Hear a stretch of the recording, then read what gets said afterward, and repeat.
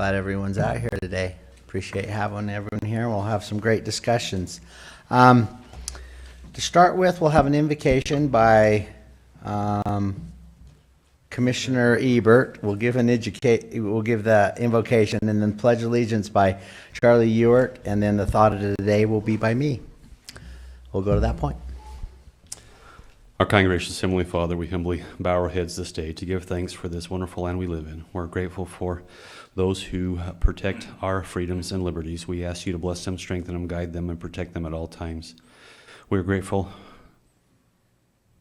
for the stewardship that we've been given, and we ask today you will bless us, that you will guide us to make appropriate decisions. We are grateful at this time for the citizens that make up this land and this county. We ask you to strengthen them and guide them. We ask that you will prompt them to become more active in civil engagement, that they may help contribute to the decisions that are made. They will be active in the community and they'll provide service. We are grateful for our Lord and Savior, and we say these things in his holy name, Jesus Christ. Amen. Amen.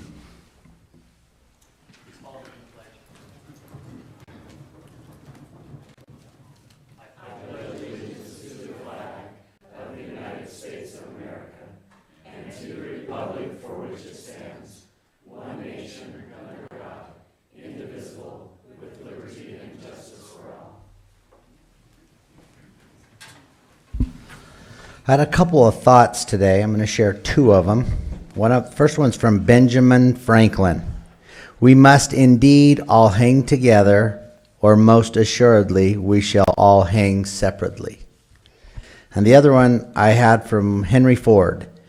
Coming together is a beginning. Staying together is progress. Working together is success. So those are my thoughts for today. My agenda. Here it is. All right, we'll start heading through our agenda here. We'll start with number E, consent items. Number 1, request for approval of purchase orders in the amount of $211,759.17. Number 2, request for approval of warrants 40-8402 to 40-8728 in the amount of $2,685,697.69. Excuse me. Number 3, request for approval of minutes for the meeting held August 23rd, 2016. Number 4, request for approval to ratify an agreement for financial services with Zions Bank Public Finance. Number 5, request for approval of a retirement agreement by and between Weber County and Michelle Ann Buminster.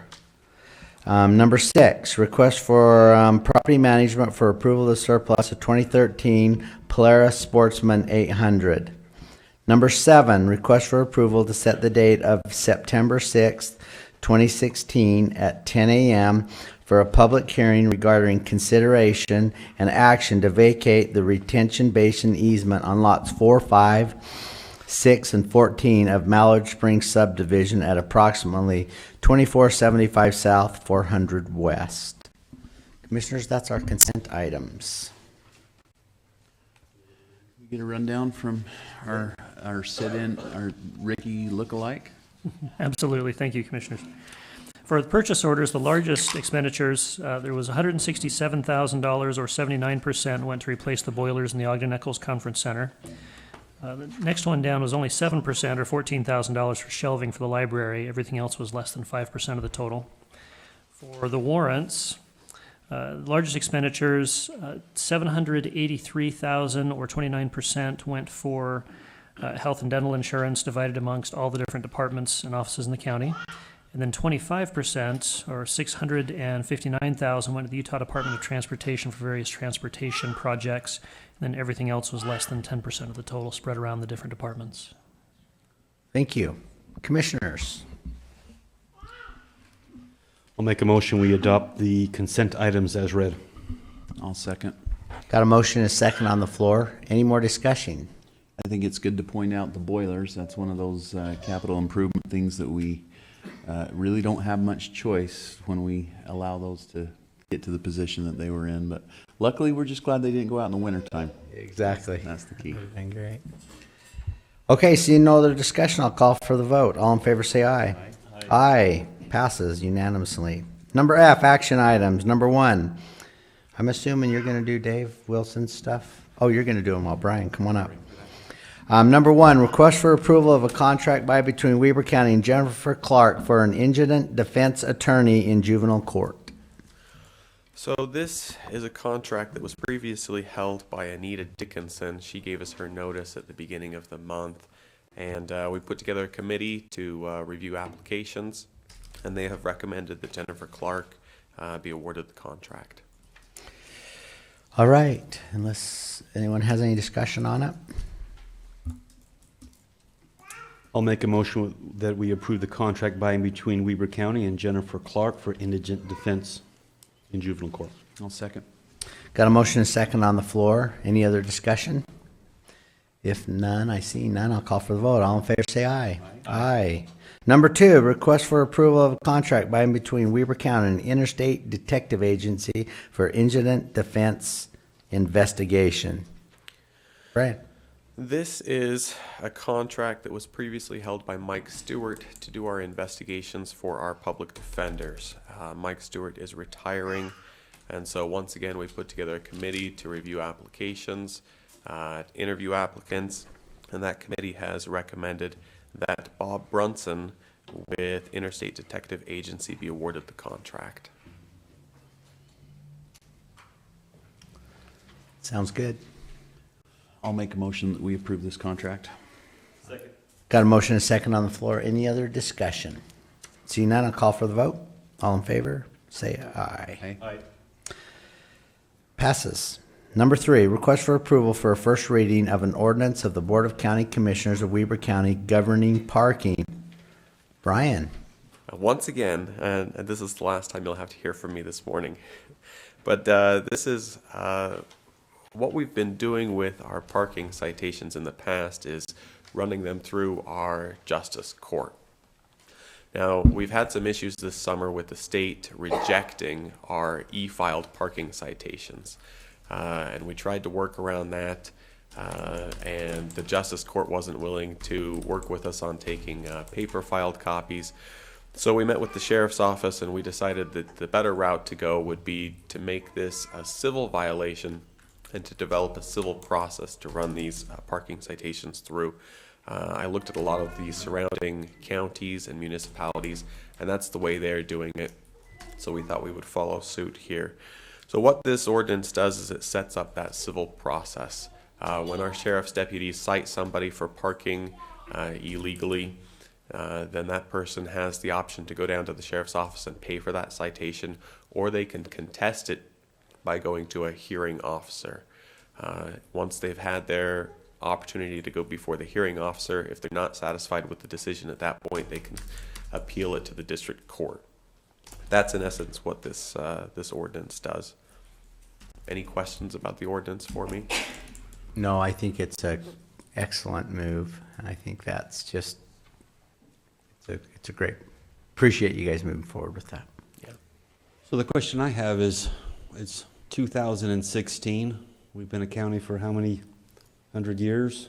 And we've never written a parking citation. I'm kind of confused, and I was confused. Did this have something to do with the loss of our JP court? Did we never have a process to deal with parking citations, or do you have the institutional knowledge with your 2 years here at Weber County? My understanding is that we had a process, and it was based under the state code. And that process was essentially to process these through the justice court. And that would have worked fine if the e-filing system start. wouldn't have broken down on us. And the e-filing system is new, and I think that's what set this whole thing So off. hard copies were issued before in parking citation. Right, and now they're requiring e-filing. And that's just, it's difficult when you don't know who the driver of the vehicle was. You're just filling out the registered owner, and so there were some blank fields that were causing those to get kicked back. The other thing I really like about this is as we address the management plan up at Pineview, parking becomes probably number one issue. And if this is a civil action, we do not necessarily have to tie up our deputies in issuing these because they are a civil action. So it gives us another opportunity to use maybe civilian staff to do this, to address that issue. So I love it. Mr. Chairman, I'll make a motion then that we approve ordinance number 1 regarding parking. Okay, first reading. First reading, yes. Oh, it's not an ordinance number, just the ordinance regarding parking. Okay, great. Second. Got a motion and second on the floor for first reading ordinance for the government parking. Any other discussion? Seeing none, I'll call for the vote. All in favor, say aye. Aye. Aye, passes. Thank you. Brian. Number 4, a request for approval of the release of a protective covenants for property owned by Davusky Investments LLC and associated food stores in Far West. Cortland.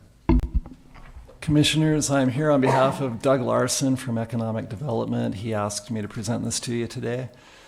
There is property in Far West City that used to be in unincorporated Weber County. It's part of the original Weber Industrial Park, and now it's owned by this Dafuski Investments LLC. And it's in the process of being sold to Old Dominion Trucking or Freight Lines.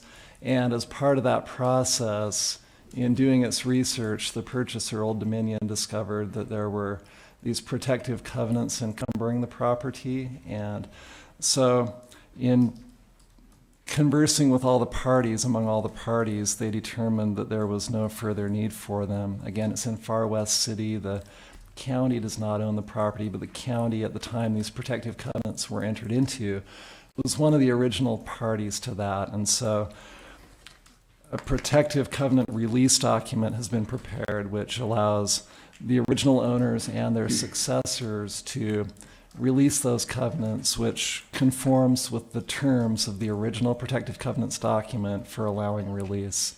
And so the proposal from the Economic Development Partnership is that the county sign along with the other owners in releasing these covenants.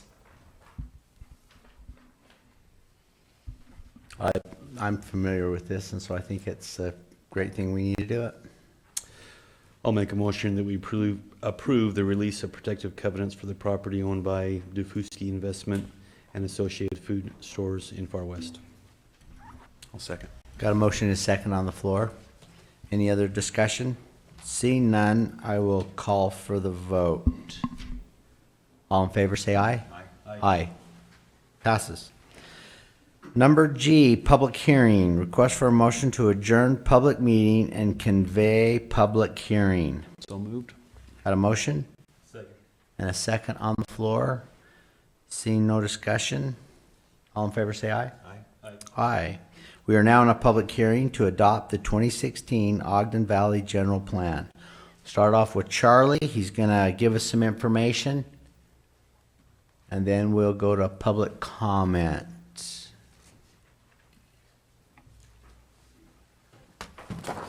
Thank you, Commissioners. Charlie, before you start, you just put some papers on the desk between Commissioner Bell and I. Were they for me or him? Or both? They're for Both. you. You've already got One those? on each side. All right, great, thanks. I didn't know what the etiquette was on which side the information had Where to the come. equator was? Yeah. Let's run through really quickly before we dive into the presentation, the documents that you have in front of you. And forgive me while I get organized.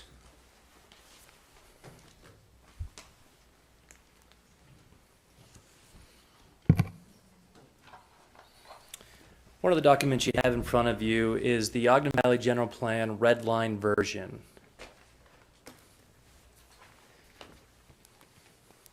And the bottom, the footnote calls it the August 26, 2016 draft. Okay? That document is updated just a little bit from the version that went out to the public on the 19th to catch some typos. The substance of it has not changed from the 19th version. The document you have in front of you is a resolution. And if you feel it appropriate today to adopt the general plan, you've got a resolution here to assist you with that adoption. The passing of this resolution will adopt and implement the general plan and repeal all general plans that came before this.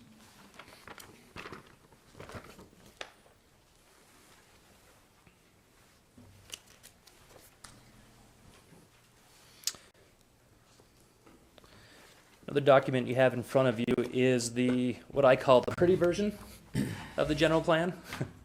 It's the polished version. It's the one that will be published, assuming you pass it today. Another document you have in front of you is the plan study. The plan study includes all of the public process, the comments that came in. We did a number of studies, met with a number of stakeholders.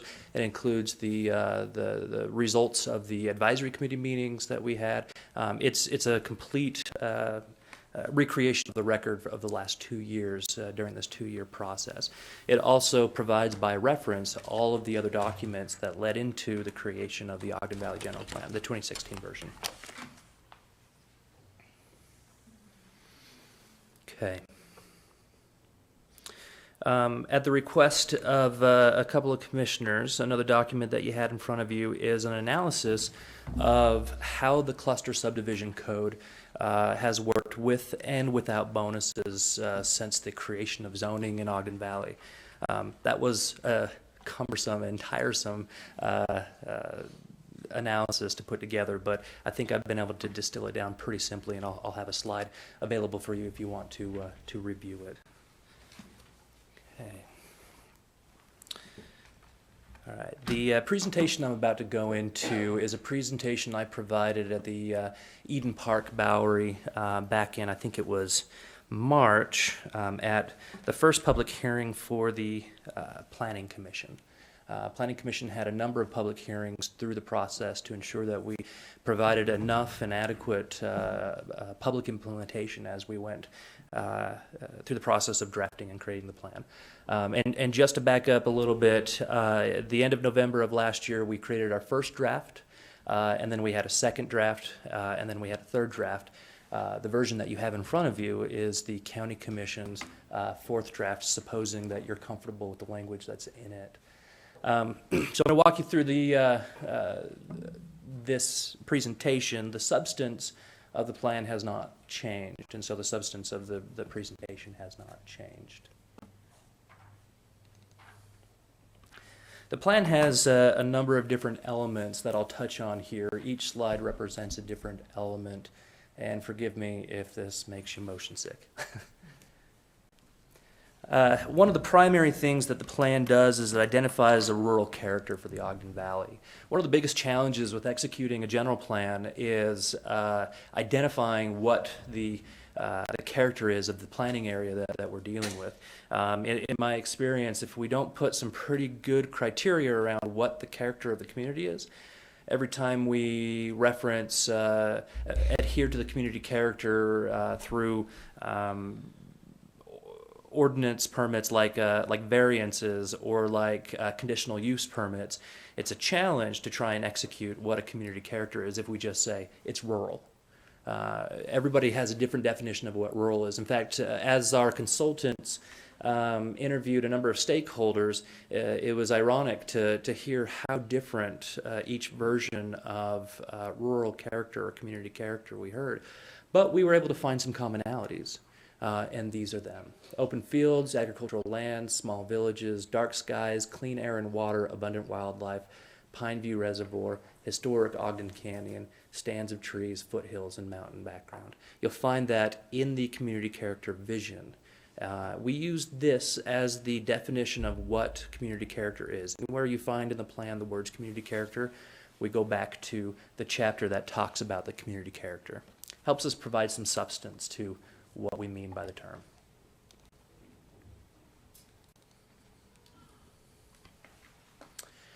The second element of the plan is the land use element. One thing the plan recommends implementing is an agricultural protection and open space overlay zone. Now, it could be in the form of a zone, like the plan recommends. It could be in the form of other standards that we execute by ordinance. But the point is to identify areas in the valley that is prime open space that helps the valley identify itself as rural, a rural community. and attempt to keep those open spaces as open as possible without removing any land development rights on those open spaces. One of the things you'll find in there is a TDR component where we're trying to stimulate or foster a market where we can move development rights off of the open farmlands and move them into areas that are more appropriate for development. You'll find that in there. The plan focuses on limiting the number of development rights that are allocated in the Ogden Valley and leaving it to what it is now. As we did our analysis on the cap of what existing development rights are, the complete analysis, which includes every nook and cranny of possible developable space, is somewhere between 18,000 and 24,000, depending on whether or not there's valley-wide water and valley-wide sewer. However, when we look at just the valley floor, removing all property lines as they exist now and reconfiguring it using calculus to maximize the number of density units that the current zone can provide, we're looking more like 15,000 on the valley floor. So move development away from sensitive areas, and then try and incentivize voluntary reduction of development rights. One of the ways that we attempted to do that in the general plan is to allow for alternative development styles, reduced infrastructure requirements, private roads, private lanes, private drives that provide for public safety, that where the fire truck can get to and from where the site that they need to be in the ambulance, but isn't owned by the public, is less expensive to install, might not even be paved. In a rural community, it's not hard to find unpaved roads, and that'll be less expensive for a developer to do. They may be more willing at that time to reduce some of their development rights. So it'll be a little bit of a negotiation when you get to the execution side of things, but that in essence is the intent.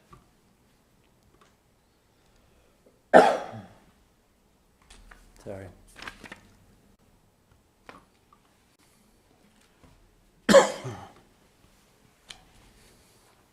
The next element that the plan focuses in on is residential development.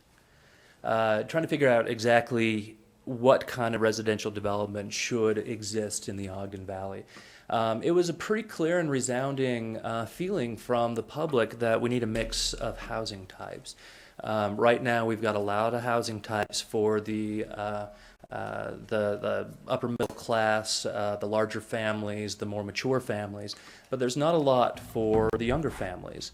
And a lot of the local landowners, farmers, people who've been in the valley for a while would like a place for their kids to settle, and it's just not economically feasible right now. And so finding ways to bring different a diversity of housing types to the valley can help those younger families establish roots in the valley and not have to leave. The other side of things is we've got an aging population in the valley. In fact, the majority of the folks who have been involved in this process, we had one meeting where our consultant asked just by raise of hands who's under 40 in the room, and I think 3 people raised their hands, and I was one of them. So we've got a number of folks who are looking to retire.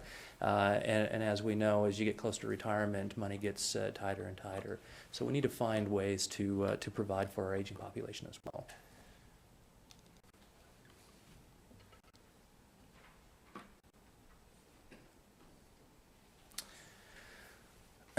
The next element that you'll find is the commercial development element.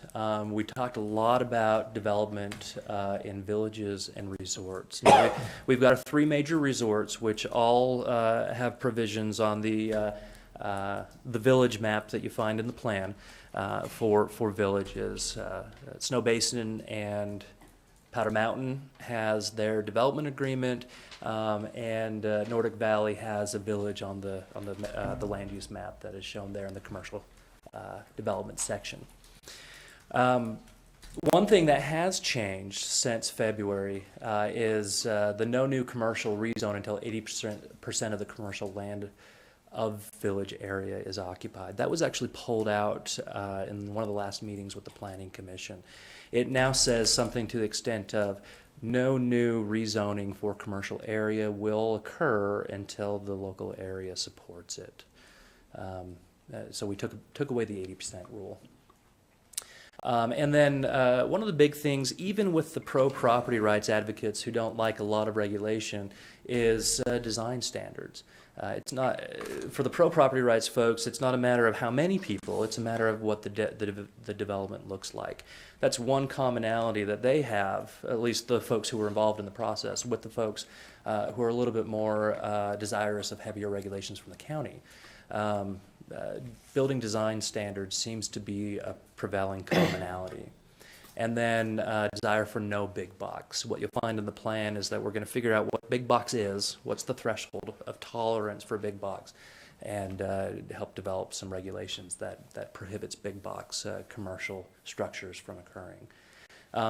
Part of the execution of this, you'll find in the plan, it's one of the very first implementation strategies under the commercial section, is to address the villages or the local neighborhood villages on a village by village basis. We define what a village is, which in each of these village areas, we're not necessarily talking about big commercial activities. We may be talking about small neighborhood village. And so on a neighborhood by neighborhood or village by village scale, we want to work with the locals who are in that area to create small area plans to help identify exactly what they think a village is and how to execute that.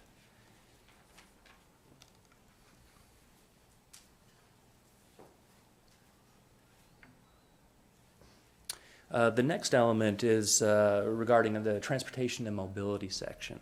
We've got a draft master transportation plan, I think is what it's called, that is, I believe, in process. It was more of a study than it was a plan that helped identify traffic conflicts, identify accidents. It put a lot of good science together in the usage of the roadways in the Ogden Valley. But when we approached the public with the recommendations from that plan, there are a lot of new roads to fill out the road network, and the public wasn't very impressed with the new roads. In fact, they made a point, which was if we're successful in keeping open spaces open, we don't need all of those lands cutting through all the farmland, which I don't think is a bad point to make. And so what you'll find on the transportation map in the transportation element is some of those road linkages have been removed. A few of them are still there, and so we still have proposed roads in the Ogden Valley, but the majority of the ones that hit a sore spot with the public were removed. What our plan does recommend is to monitor trends resulting from the Transportation Master Plan.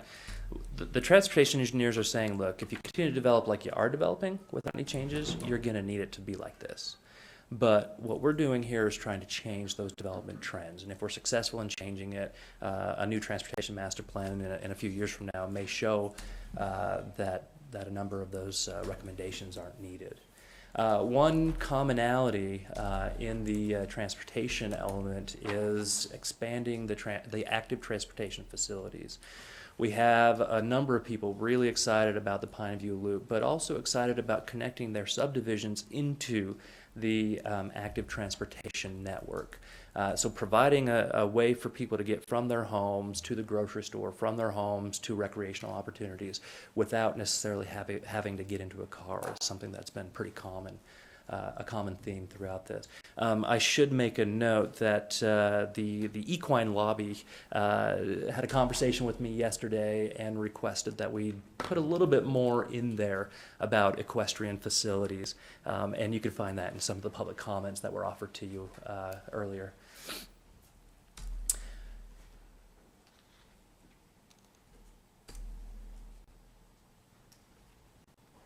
Another element is utilities and public services. We want to gain a better understanding of water and sewer constraints in the valley, encourage alternatives to septic systems, provide for new development to pay their own way, improve stormwater management, and reduce visual impact of electrical facilities. And you'll find all of that in the utilities and public services section.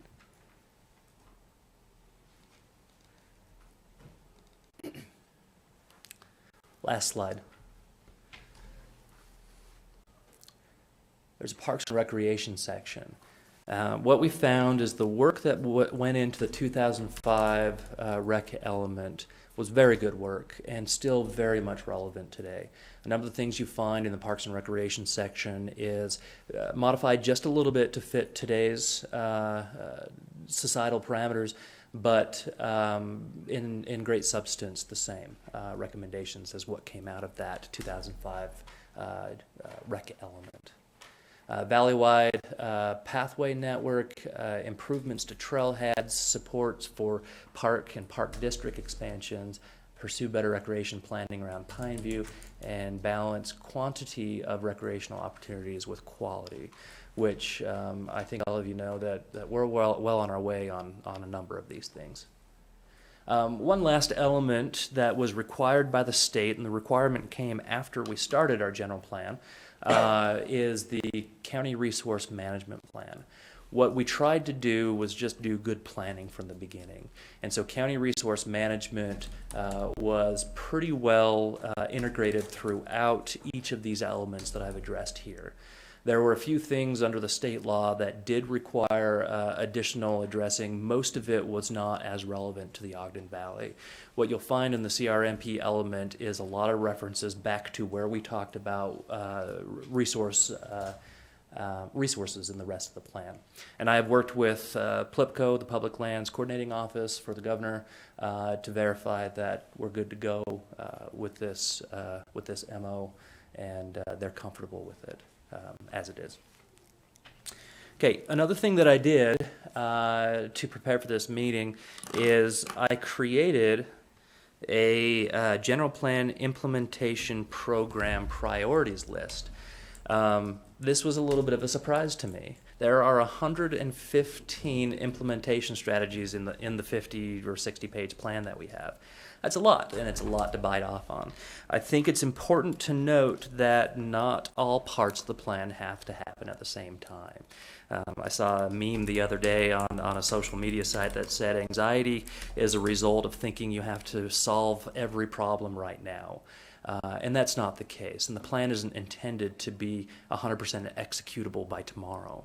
We've got some work to do.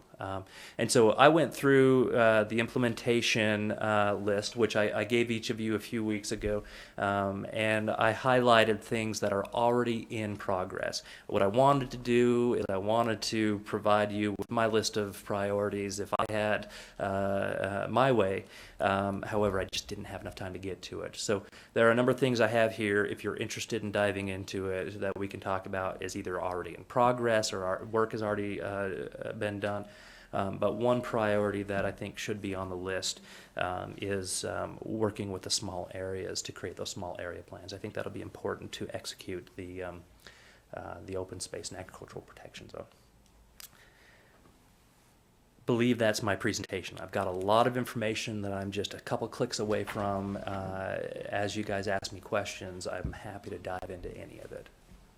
Thanks, Charlie. I appreciate that. This has been a discussion that's been going on. I know I've spent a lot of time with Charlie in my office, and we've been redlining things and going through things. So I appreciate that. So let's go to the commission. Do you want to go now and start talking about things before we go to a public portion? Let the public start talking. What do you want to do? I'd just soon hear from the public. Well, I've got a couple quick questions. Starting with, what was the number one goal starting out? I've had more than several people who have different and varying ideas and concepts of the purpose of this general plan. What from all the meetings that you've been to, that you feel was the general goal of this plan? We actually had 7 of them, 7 vision strategies that went into executing the plan, and each of them had something to do with each element. In fact, we were able to take them and separate them into their various elements. But I think the primary focus was you had twofold. You had don't kill the goose that laid the golden egg, which, as I interviewed different people who were making that statement, there are different interpretations about what that means. But I think what it means is let's not screw this up. I think that's the easy way to say that. And then the other thing is we don't need more people than what we've already allocated density rights for. So would you characterize that as this feeling that we want to maintain the rural character in the Yes. Upper Valley? We want to protect the farms and we want to have planned growth that looks more of clustering in villages? Do you, would? I do. In fact, when you're looking at what it means to be rural, and that was one of the primary things that came out of the public dialogue, a lot of folks are saying curb, gutter, and sidewalk. That's city stuff. We don't need curb, gutter, and sidewalk. Let's focus on trails off the roadways. Let's not build 4 or 5 lane highways. Let's focus on using the existing infrastructure. And let's focus on open spaces and agricultural protection. They want to see viable agriculture. They want to see lands for viable agriculture. One of the questions, I asked a hard question, and one of the hard questions I asked was, are we an agriculture-centric community or are we an open space-centric community? And I don't know if that was a curveball or not. A number of people didn't quite know how to respond. I think there's a deep love for agriculture in the Valley. I think that there is feelings of remorse for the waning agricultural industry in the Valley. There's not a lot of ag, like true ag, that's going on up there. A lot of big hobby farms and small hobby farms, but not a lot of true ag. And I think people are desirous to keep that as a realistic employment opportunity for the Valley. But the fact that it also doubles as open space is a big benefit. And that's why you'll find in the plan we talk about agriculture and open space synonymous. The reason I ask is I wanted to frame that for those who would come up, if they could take a second and kind of express what they're looking into the future that the Upper Valley looks like. The issue we have is that at the end of the day, we're tasked to achieve that. And at times we get, even within the plan, but also within all the comments, the dichotomy between the two, those, what they want, and then the tools that we're given to accomplish that. Right. And it becomes very difficult. So if we could frame that a little bit, that would be my request on what you're looking for. It helps me create the construct of then what tools do we use to achieve that. That's my request from those who come up. And can I just give you my perception of what happened a few years ago, Commissioner? You were in an office at the time, but I had a visit from several folks from the Valley. I think Commissioner Bell was probably there, if I remember correctly. And there was probably 10 or 15 people in the room, and they came in and presented us with a map. And I don't know, we probably have used that map during the discussion on the general plan update, but it was a map that basically showed a speckling throughout the entire valley, and they were raising alarm bells. They were screaming, metaphorically speaking, and saying, "This is the emergency that's before us." And if we continue as the economy turns down this particular path, we're going to see a valley that's speckled every 3 acres with a dwelling of some kind at a certain point in time. And they were very concerned about whether or not that was the type of outcome that they wanted to receive. And so they pleaded with us as a commission to allocate some resources in a way that would study how we might be able to change that eventual outcome. I showed immediate concern, Commissioner, because my first concern was that I feel like my responsibility is to maintain and protect individual property rights. And frankly, I think it was really, really terrible what happened to folks several years ago when they lost 2/3 of their property value.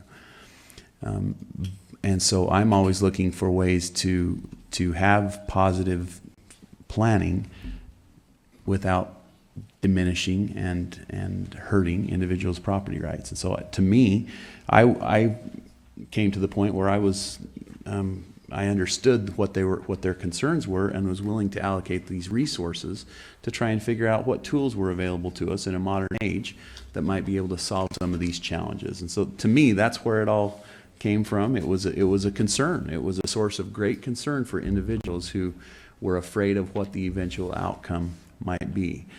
And I'm hoping that we're getting to a spot now where we have some tools before us that we might be able to use to accomplish, I think, what they were looking for.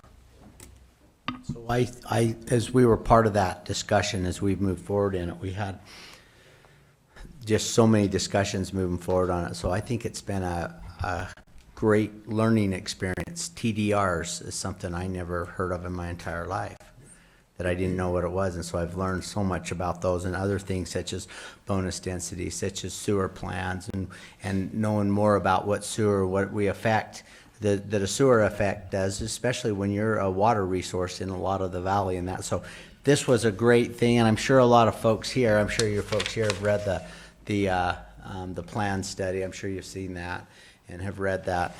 Unlike healthcare, we don't want you to pass something and then read it later. We hope you've read it now. So, okay, so we're going to start going back and forth unless Commissioner Ebert wants a few more questions. Actually, let's just.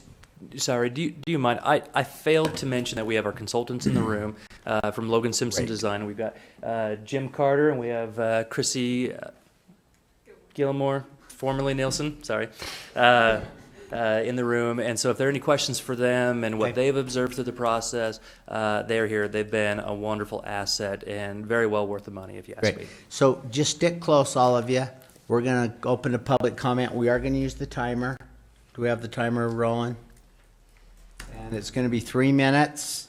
We've got a lot of people that we want to hear from, and we'll go through the first batch, and if there's more, we'll do it some more until we get all these comments that we have here. So we're open for public comment. Go ahead and be sure to state your name, and state your address. Name and address. So, I think it's also important to point out that we have several of our volunteer planning commissioners in the room, and we appreciate their work and effort. But they've studied this for a long time, and among other things, we appreciate them being here.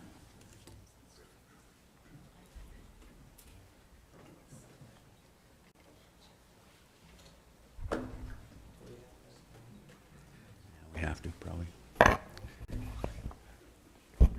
Good afternoon, Commissioners, Mr. Chair. Pleasure to be with you. My name is Gage Farrar. I live in Huntsville, and I'm here to, number one, thank the Commission, your efforts, and your staff, especially Charlie and his group, in putting forth what I consider to be a extremely valuable document to the Ogden Valley as we go forward. With the problem of possibly dating myself, I can tell you this, that 60 years ago and probably 60 plus if I'm going to be perfectly honest, which we know we am, the valley was a different place. It was an agricultural environment at that point in time. 40 years ago plus, when I graduated from high school, there was approximately 12 dairies in the valley. The primary source was agricultural for that valley. My family actively farmed, even though that wasn't their full form of income. That was still a good source of income at that point in time. So to answer the question, are we an agricultural base or are we a open space? There's no question we are now an open space environment, which leads us to the issue of property rights. And I think, as most of the Commission know, and know it's not unheard of in the public, that I am very pro-property rights. A number of years ago, the landowners in the valley took a 2/3 haircut in their 401ks. When I say 401ks, a lot of the current owners in the valley inherited that property.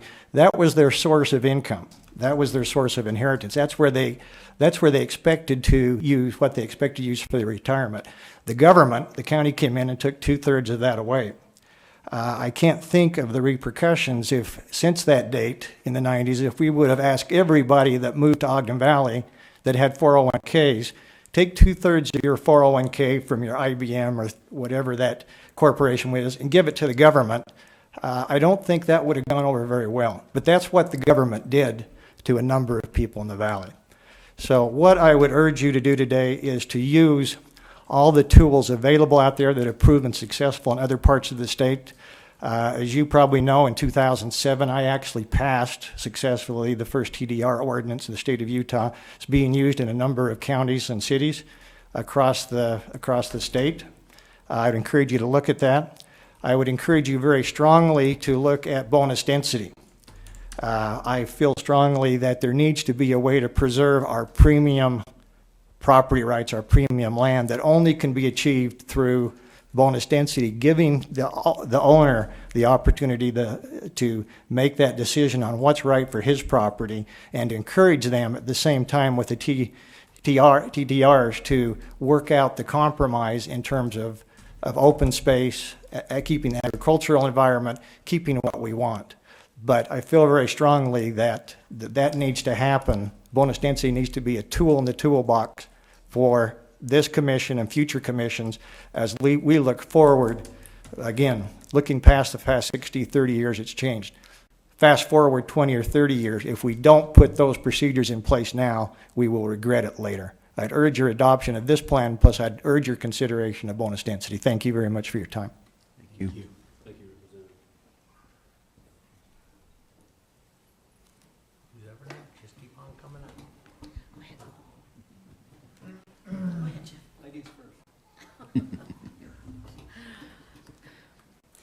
I just wanted to speak early because I have to leave early. So I'm Sharon Holmstrom, 3128 North River Drive, Eden, Utah. Thank you, Commissioner, for bringing up in your invocation and praying for the public participation, because that is exactly who we are. Every single word in this document has been crafted by the Planning Commission, by the citizens, and by the people who have done the study. Every single word, night after night, hour after hour. So when you look at changing wording, or you look, these things are, this is a turning point for our valley. This plan is going to be with us, and it could change the future of how that valley looks, which brings me to the discussion of the golden egg, because we all refer to the valley as the goose that lays the golden egg. Every single race, every single recreation thing just about that goes on this county, in this county, is done in Ogden Valley. Why do people go there? Because there is open space. It's not wall-to-wall suburbia. So there are two things that you have to consider that will contribute to that density. One is the bonus density question, and the other is valley-wide sewer.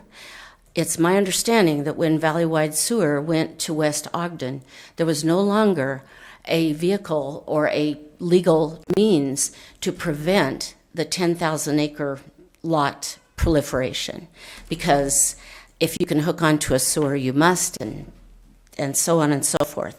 So to me, those are the two critical things that could change the goose continuing to produce those golden eggs, which is called recreation. Thank you.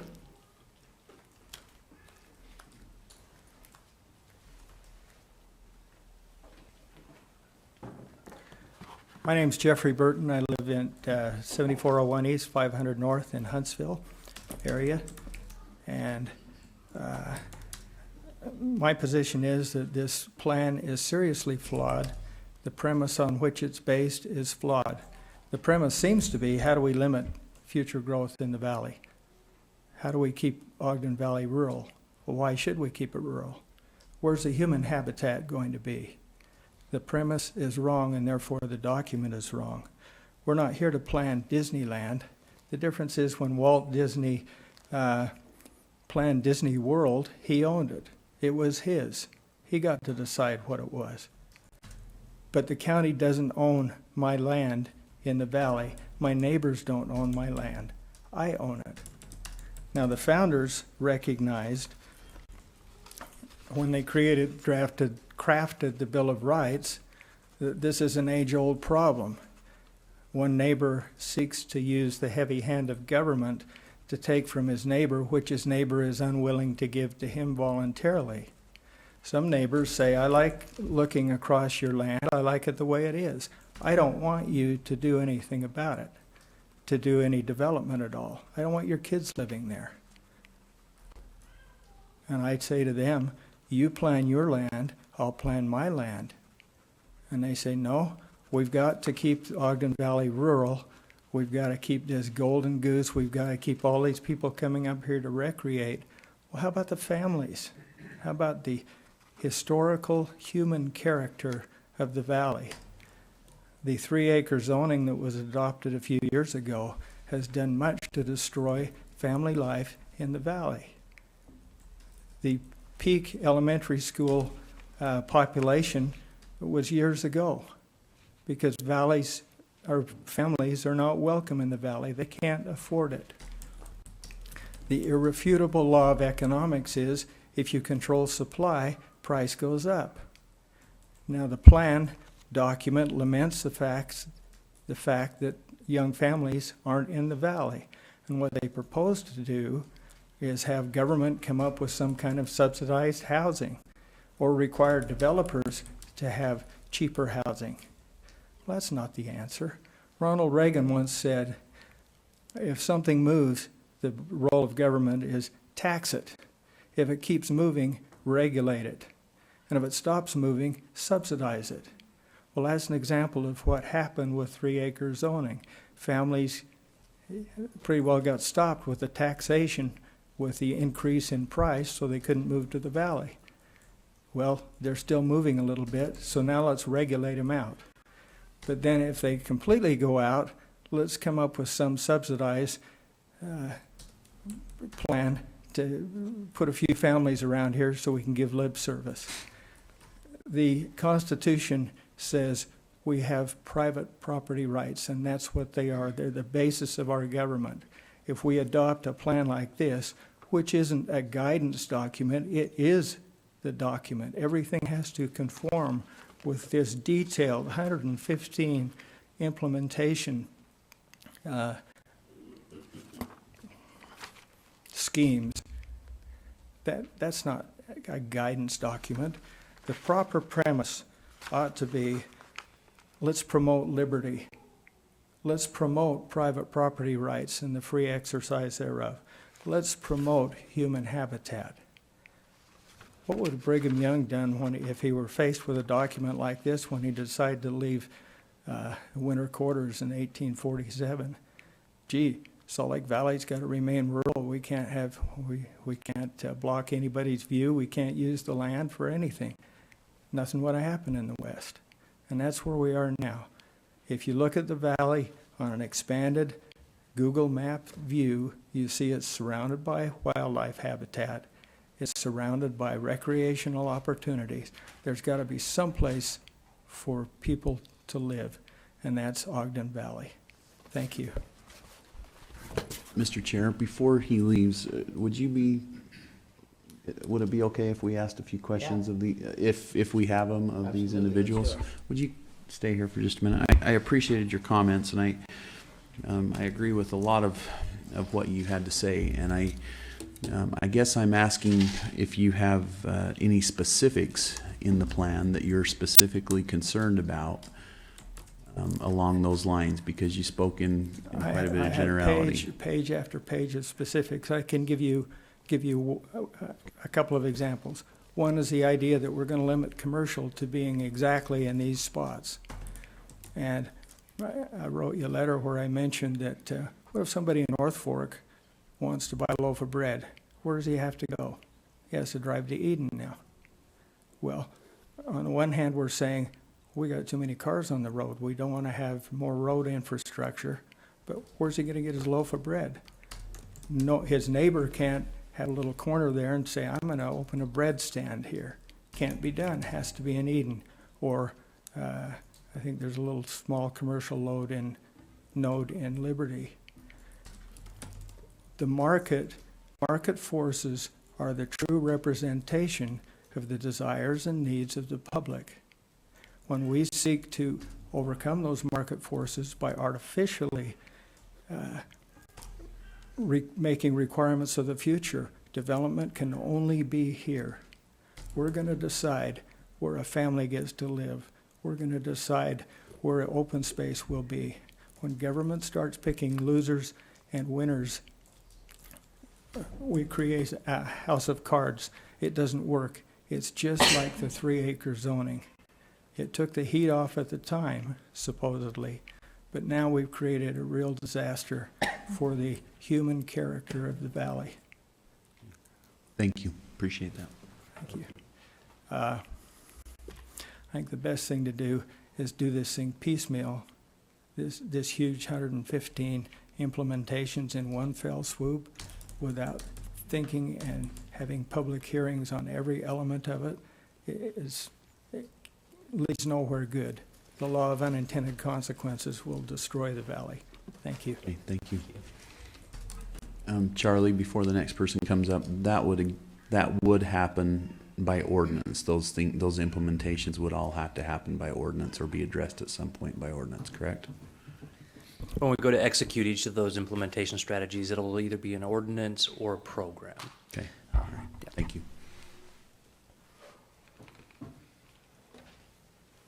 Next. Come on up.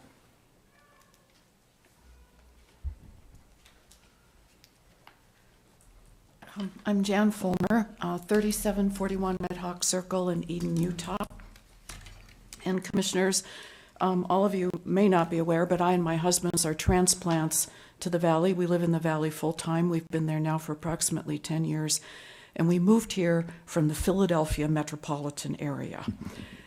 There is no open space, all right, outside of playgrounds that you have near the schools. And the one gem that is there, which is Valley Forge National Park, which is extremely crowded, there is a golden opportunity here to preserve the recreation element and the open space of a beautiful place, which is there for all the benefit of Weber County, excuse me. In one of the quotes that you had, Commissioner Bell, in the beginning, I believe from Henry Ford, it was, working together as a team will lead to success. There is an excellent example of this at Wolf Creek, where the developers worked with the communities. Commissioner Bell, you know about this. And what has been developed there is phenomenal. It's exactly what the communities requested, the walking trails connecting the communities, then connecting those trails to the major trails that go through the valley. And all of the development units that went with those parcels of land are not being used, because it simply didn't make any sense. In addition to that, the latest plan that was presented does have housing in it that is affordable for new families. And it works. It is working, and hopefully it will continue to be developed exactly as the plan has been approved. Charlie mentioned the 2005 recreation element, that plan that was put forward for the valley, that most of that has been carried forward into the current plan. Correct, Charlie?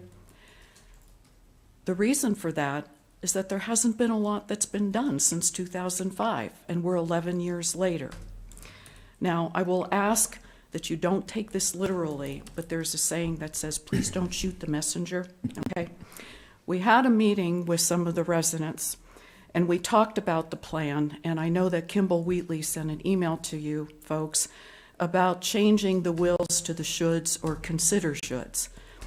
And the one part where the wills were changed to the shoulds in the plan was where costs and funding for implementation, quote unquote, should be determined by the county commission as it considers its annual budget. Please consider that to be changed back to will, because it does take money to make the plan happen. And that's repeated in several parts of the plan. It also kind of left people feeling that maybe there's not a commitment to really help out this valley for the sake of the county.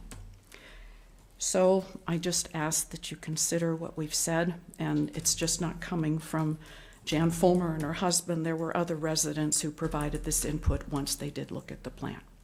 Thank you. Thank you. Chair, could I just wanted to say really quickly, I was probably one of those who wanted really to address the wills. And the reason was not because it's not a priority. The reason was because this document is a recommendation document. And I didn't feel it was appropriate to put wills in there and then create the expectation amongst the citizenry that that was going to happen because it was a will and a should. On one hand, the document starts out very clearly saying this document is for recommendation for the Upper Valley moving forward. And then all the way through it, we have wills and shoulds. and I was uncomfortable with creating this expectation. We could put all the wills back, but it is no more binding than it is right now as should. And I just felt that it was kind of a bait and switch a little bit. That's why I requested that we had a document that was more reflective of actually what the general plan would actually do. So my very, sometimes I'm a little too blunt, but my very blunt is we could put it back in, but it's not going to change anything. And I don't want you to be expecting something, and when it doesn't happen, you're frustrated. And so we can put the words back in, the wills, but it won't change the level of requirement that the county commission has to move that forward.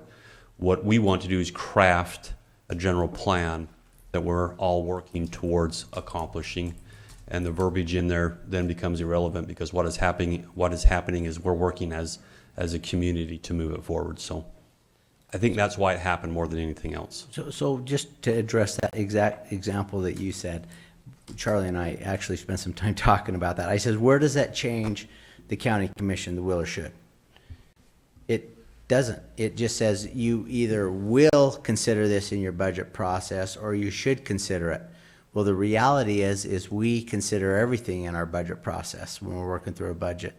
So I understand where you're coming from there. I felt with Commissioner Ebert as we were walking through some of these different things, as we were reading it and studying it and learning, that I didn't feel like it made that remarkably change. So that was our thoughts on it as we're moving forward. So I think we understand that it's a way for the planning commission to almost to prioritize. It's more of a wills are number one, shoulds, may, second and third. And I completely understand that. But I didn't want to have that at the cost of an expectation that the community or the planning commission had. So if it becomes something that is that strong to you, we'll change it back. But I don't want you to have that expectation that these things have to happen, because the document is not that type of a document. Well, again, the changing actually probably takes place as part of the ordinance process and the implementation process, and so that may be the appropriate time. all right, who's next?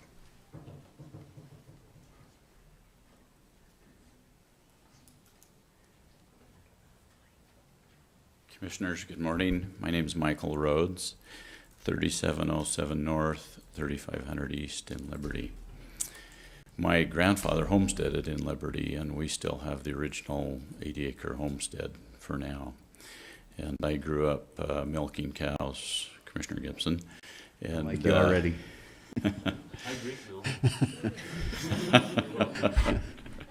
I like you too. And I'm sure, Charlie, you have some experience with agriculture. I don't know you, but my comment is, when was the bonus density taken out and why?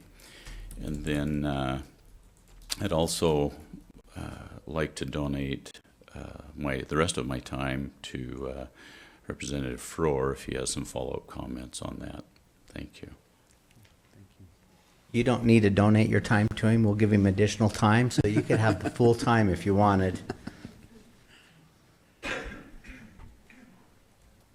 I think he's earned a few minutes at the microphone over his years of service, don't you? As long as you don't give me any hard questions, I'm usually pretty good, but I wish the legislature ran this smooth. We We'd get a do lot more too. done, but I appreciate the yielding of time. I'll be brief.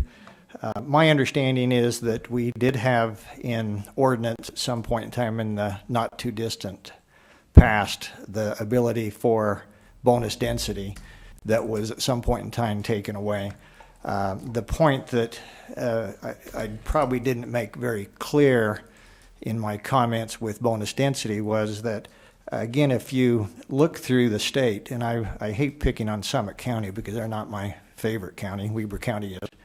But if you look at what they've been able to accomplish with bonus density, you can look at the critical lands. And when I talk about critical lands, they may be riparian, they may be river, they may be hillsides, they deal with wildlife. Summit does a lot with trust lands. and working with, I don't believe Wendy Fisher's here, but I'm working with Utah Open Trust Lands to work on a project that's, in my opinion, very critical to Ogden Valley with the monastery that we think we're making some progress on. One thing that bonus density does is would give the ability, again, and the decision process would be up to the Planning Commission, the commissioners at the end of the day to make the final decision. But density bonus and trust lands work hand in hand, where that remaining parcel could be put into a third-party conservation easement. And because of the density, the economics of that decision work out. Let's be honest, this is all about economics. If I'm gonna have 10 lots on a river and I can sell those 10 lots for $500,000 each, and they all have river frontage, or I can take those same 10 lots and put those, and maybe one or two have river frontage, my net proceeds, the net economics impact of that goes down. So as a property owner, and I agree wholeheartedly with the comments made by Mr. Burton, that first and foremost, private property rights are the foundation of this country, it's the foundation of this state, something that we have to protect at all cost. And the minute the government starts taking those away, we have to start looking at what government does and their ability to do that. So this is really just, if we're going to take this path, this road down what I call open space, which I believe in, we need to make sure the incentives are in place. We need to make sure the tools are in place for future commissions, future planning commissions, to make those decisions that benefit open space without impacting private property rights to an extent that it's a taking. 2/3 were taken some time ago. Okay, we don't need to see that happen again. We need to give some of that back. We need to give them the rights. We need to put the control in the hands of the owners who deserve to have those rights. So I don't know if that clears it up or not, but I just, again, plain and simple, I think this is a tool. We're not putting any exact specifications with it, whether it's 1.5, 2 that's up to you gentlemen to decide. So I'd encourage you to do that.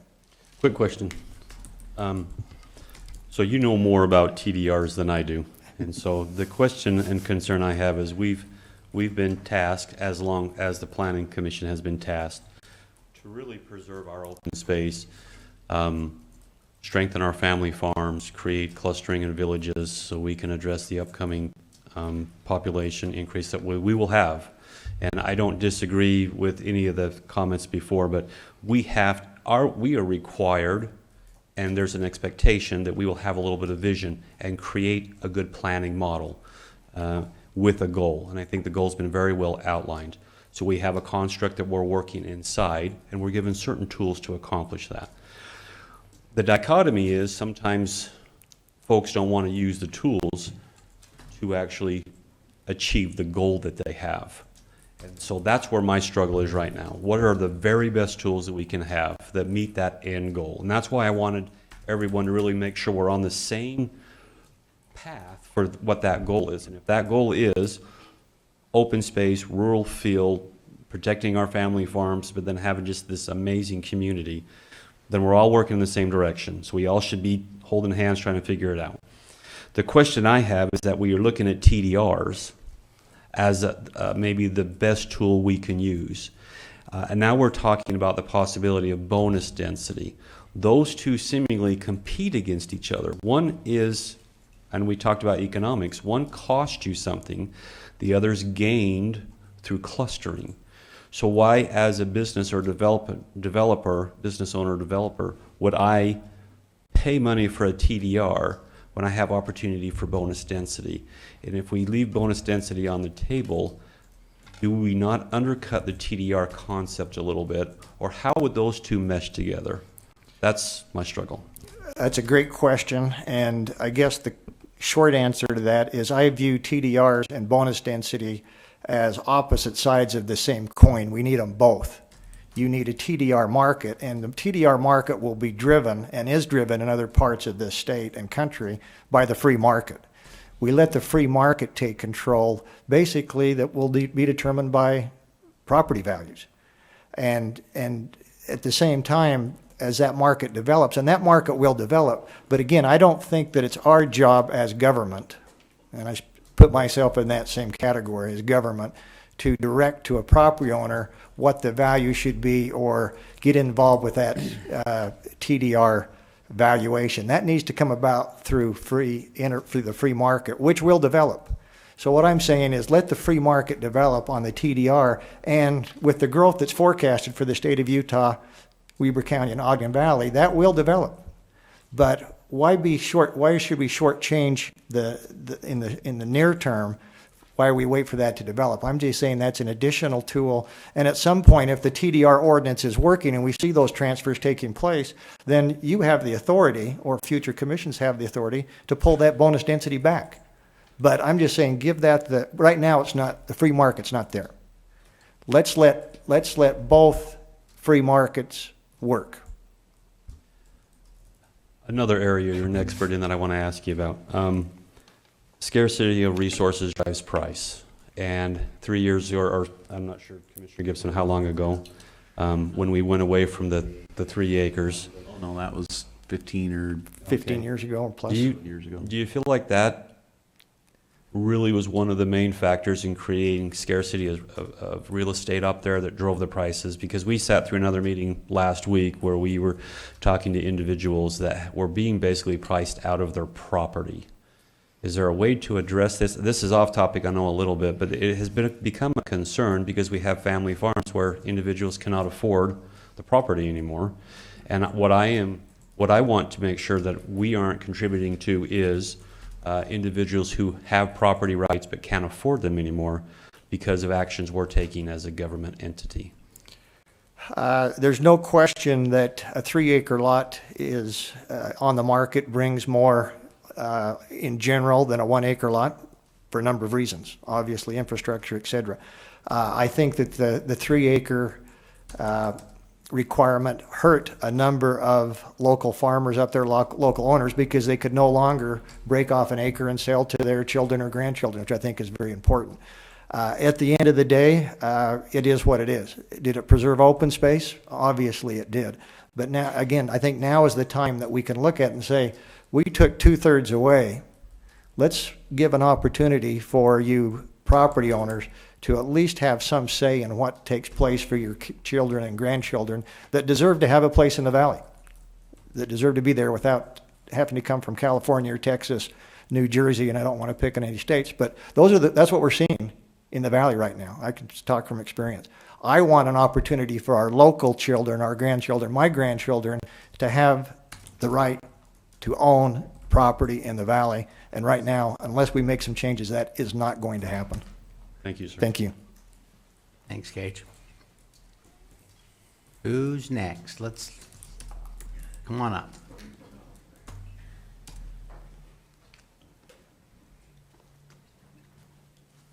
I'm Richard Webb. I live in Liberty, 3230 Highway North 162. I have some issues with my good friend Jeff with regard to his position. I don't want a landfill next to my house. I think we have to have reasonable restrictions in zoning. Laissez-faire doesn't work and people get stamped on.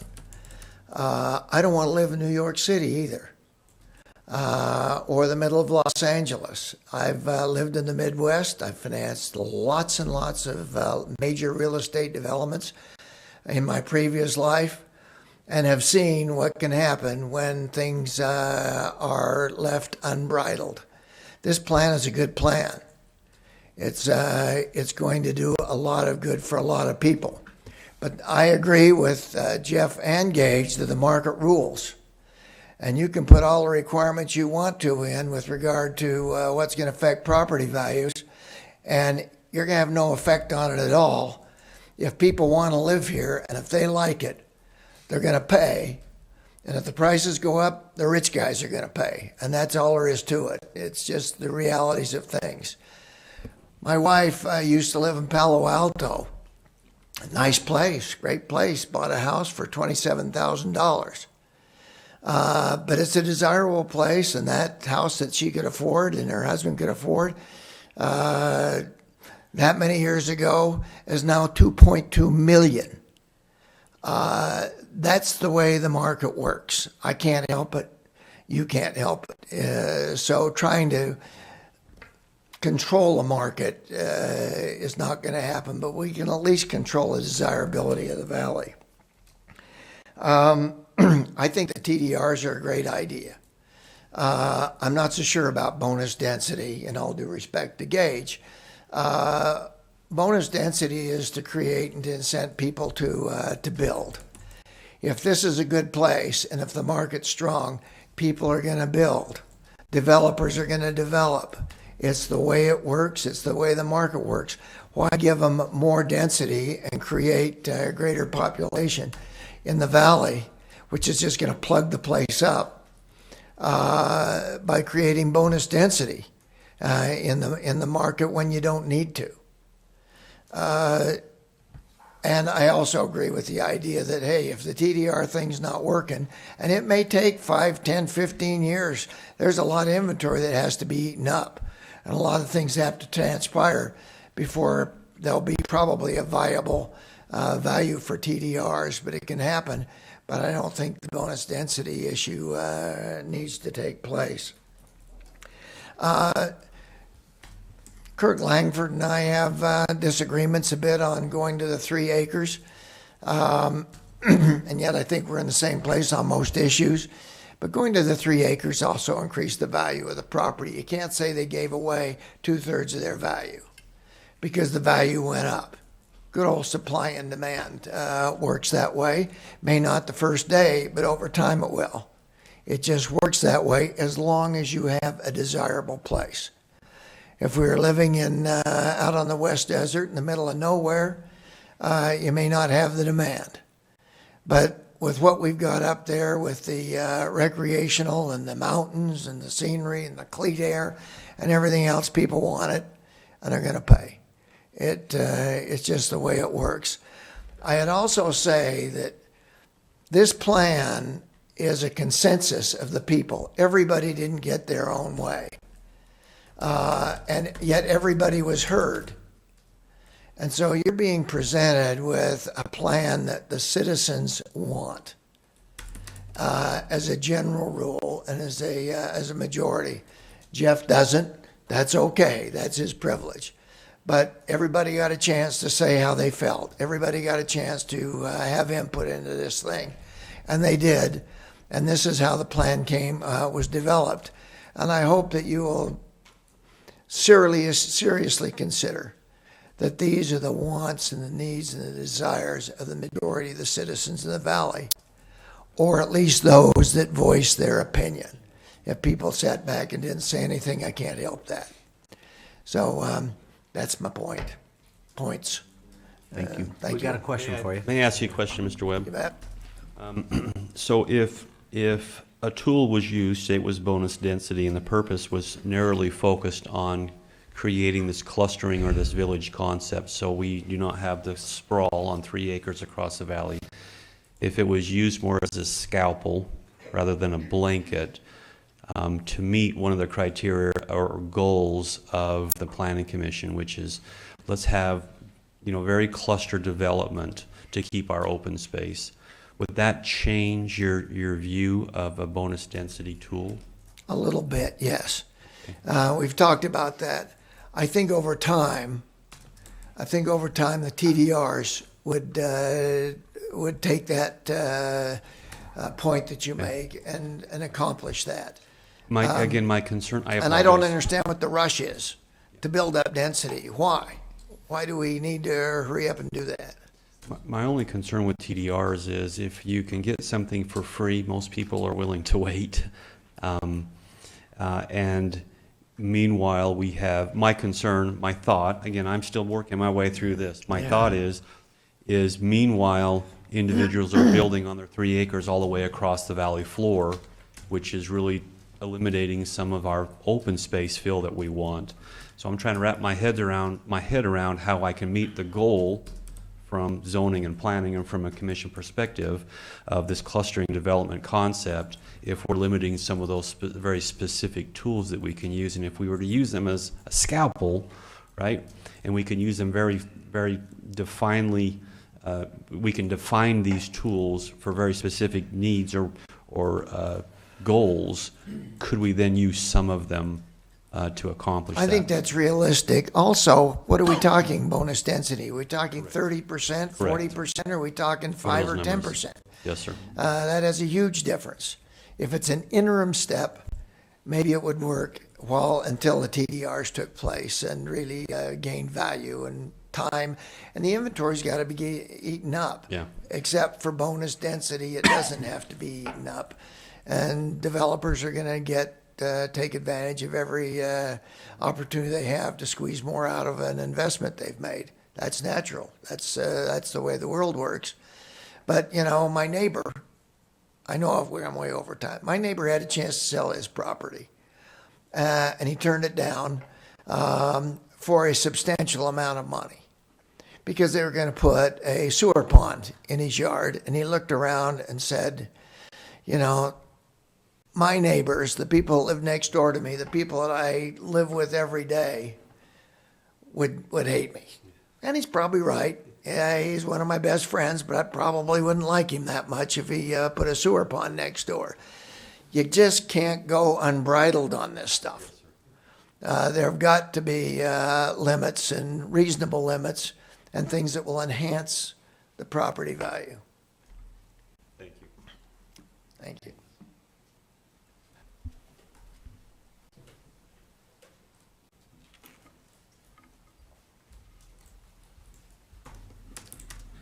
Shanna Francis, 4609 East Creekview Drive in Eden.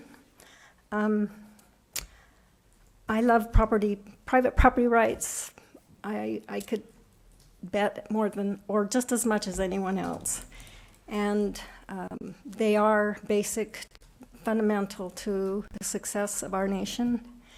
And I just wanted to talk in all due respect with Representative Farrar and Mr. Burton regarding property rights and protection of them, and that this plan takes some of those things away.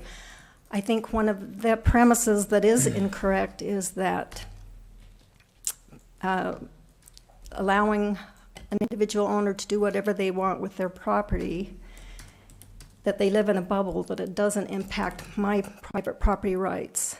And that's where I think the error is made, that what someone does on their own land does impact everyone, and the values of my property and my health and safety.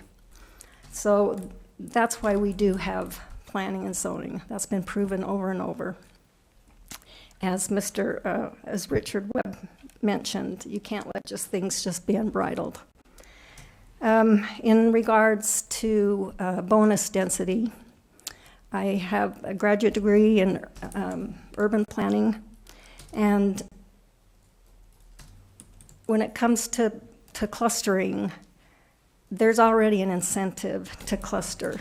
It costs a lot less for a developer to cluster a development. All the infrastructure, the roads, the bringing in, power lines, all that structure costs a lot more when they spread it out. And also, if you are providing bonus density, in essence, what you are doing is that you are subsidizing a developer, giving him something, you're subsidizing him. And when we're talking about private property rights, what if I only have 3 acres or 6 acres and I don't have that opportunity to cluster? You're unfairly benefiting someone else who does. The very thing that Mr. Burton was saying that we shouldn't be doing is subsidizing. And that's all I have to say right now. Thank you. Thank you. Thank you, Shannon. Next, please. Come on up. No ties today. We can't have anybody from the audience with a tie on. Unless it's a banker.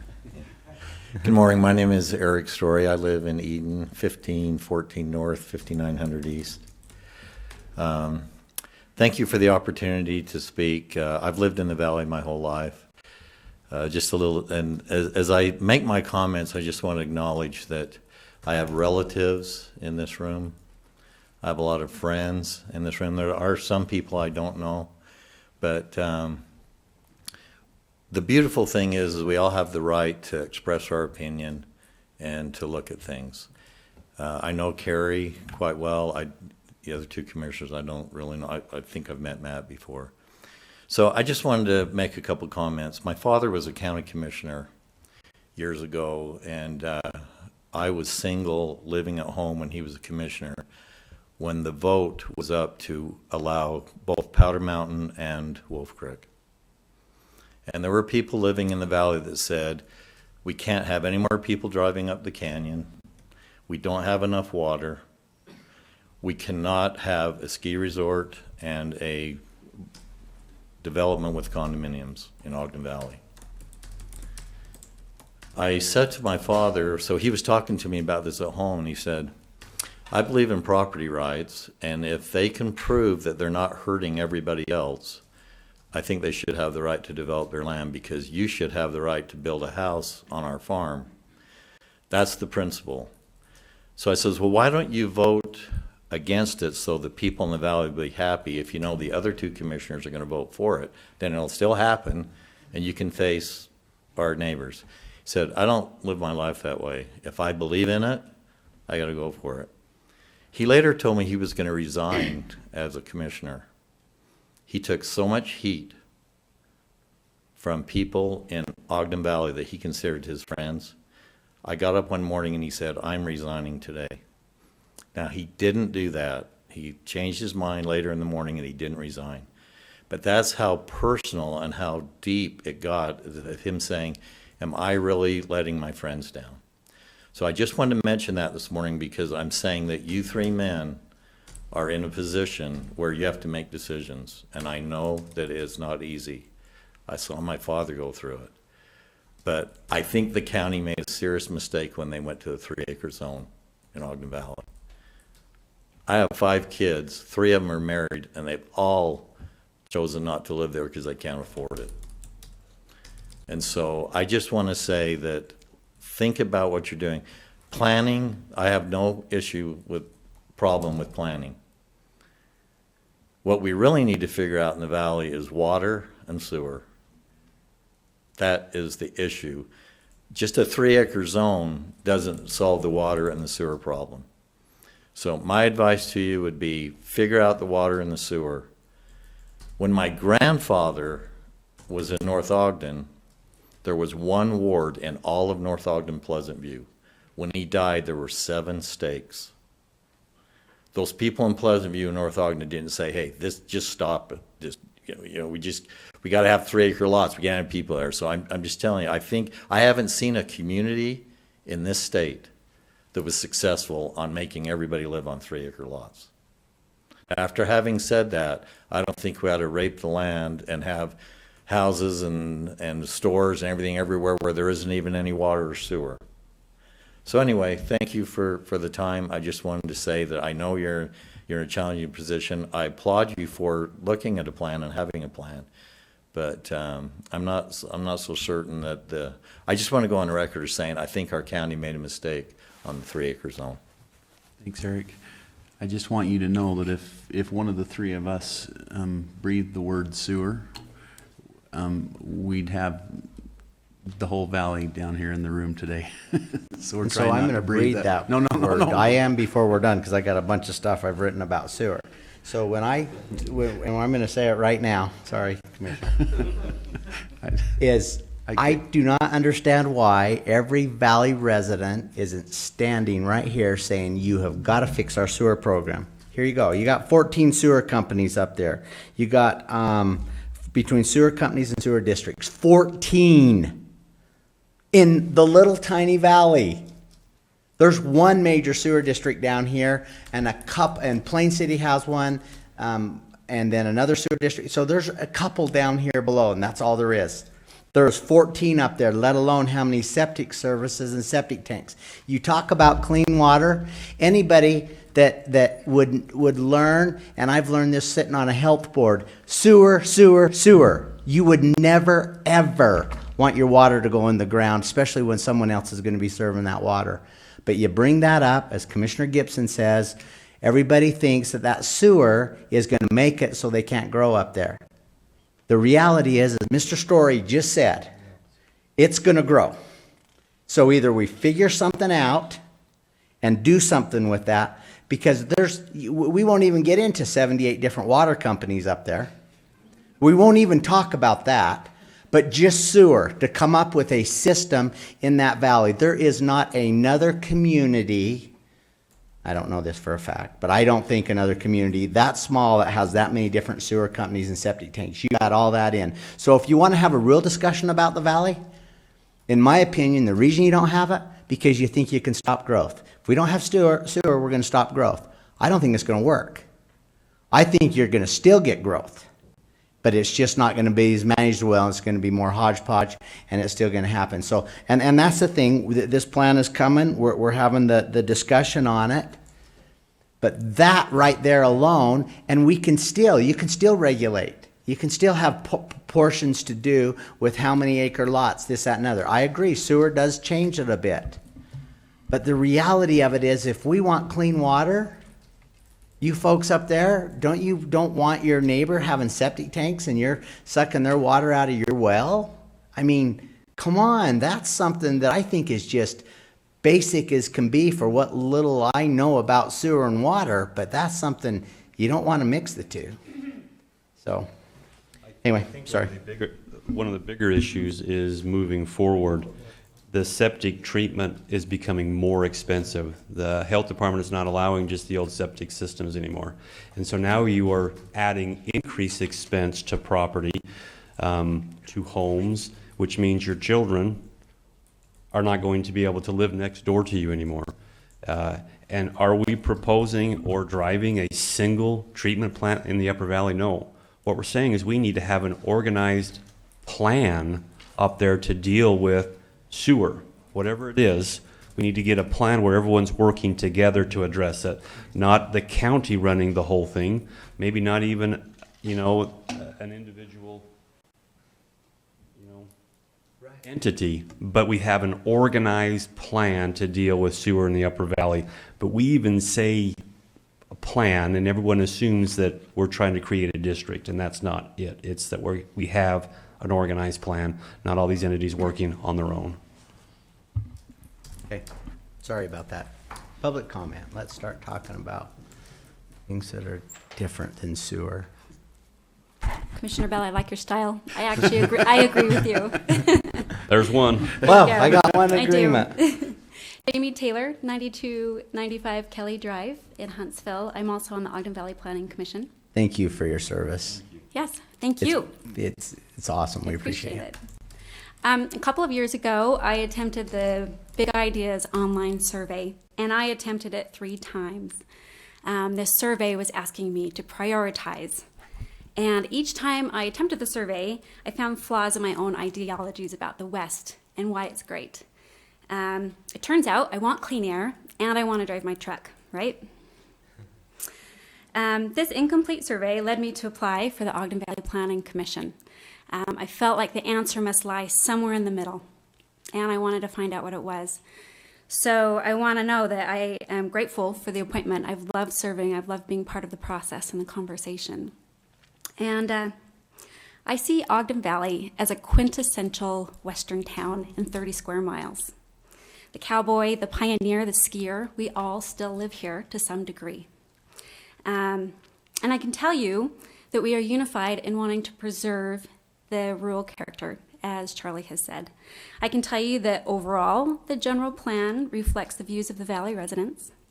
And I can tell you, because I have personally pored over the survey results and read the comments and listened to the comments, this is true. I can tell you that. I think the planning department and the consultant team at Logan Simpson have done an incredible job of combining good planning with the visions of the residents. This means at times that you'll see discrepancies, and you've pointed it out, that we want our cake and we want to eat it too. The residents want clean air and water, like you just said, but at the same time, the residents fear that that utilities will bring growth that they want. The residents want their children and their children's children to be able to afford to live here. However, the residents fear that bonus density and large growth could have a negative impact on the valley. The residents want to preserve our natural assets. However, most respect personal property rights above all else. My hope is today that we'll be able to work through and hash out these discrepancies, because they're definitely being made evident. I hope that you find the document is a good one. I think it keeps our eye on the big picture, and I think that it points us towards small villages and farms, and I think the details really do keep our eye on how we can make this all happen and still keep the overall view of the residents. That's it. Thank you. Yeah. So what I love about that is you just described our problem. I did. We want this, but we're here. We want this, but we're here. We want this, but we're here. And so we have this struggle on how to get from not having these tools to accomplish this goal. And I think that's our struggle a little bit. That's why I was beating up on Representative for a little bit on, like, how am I going to do these two things? So I appreciate that you pointed that out. That's what's in here. I beat Charlie up a little bit on this also, and he's just kind of pointed out that, yeah, in one paragraph it says this, but in the next paragraph it says something completely opposite, that it doesn't allow us to come to the middle to find resolution, and that's what our struggle is a little bit. So, but I appreciate the document. Thank you. Yeah, thank you.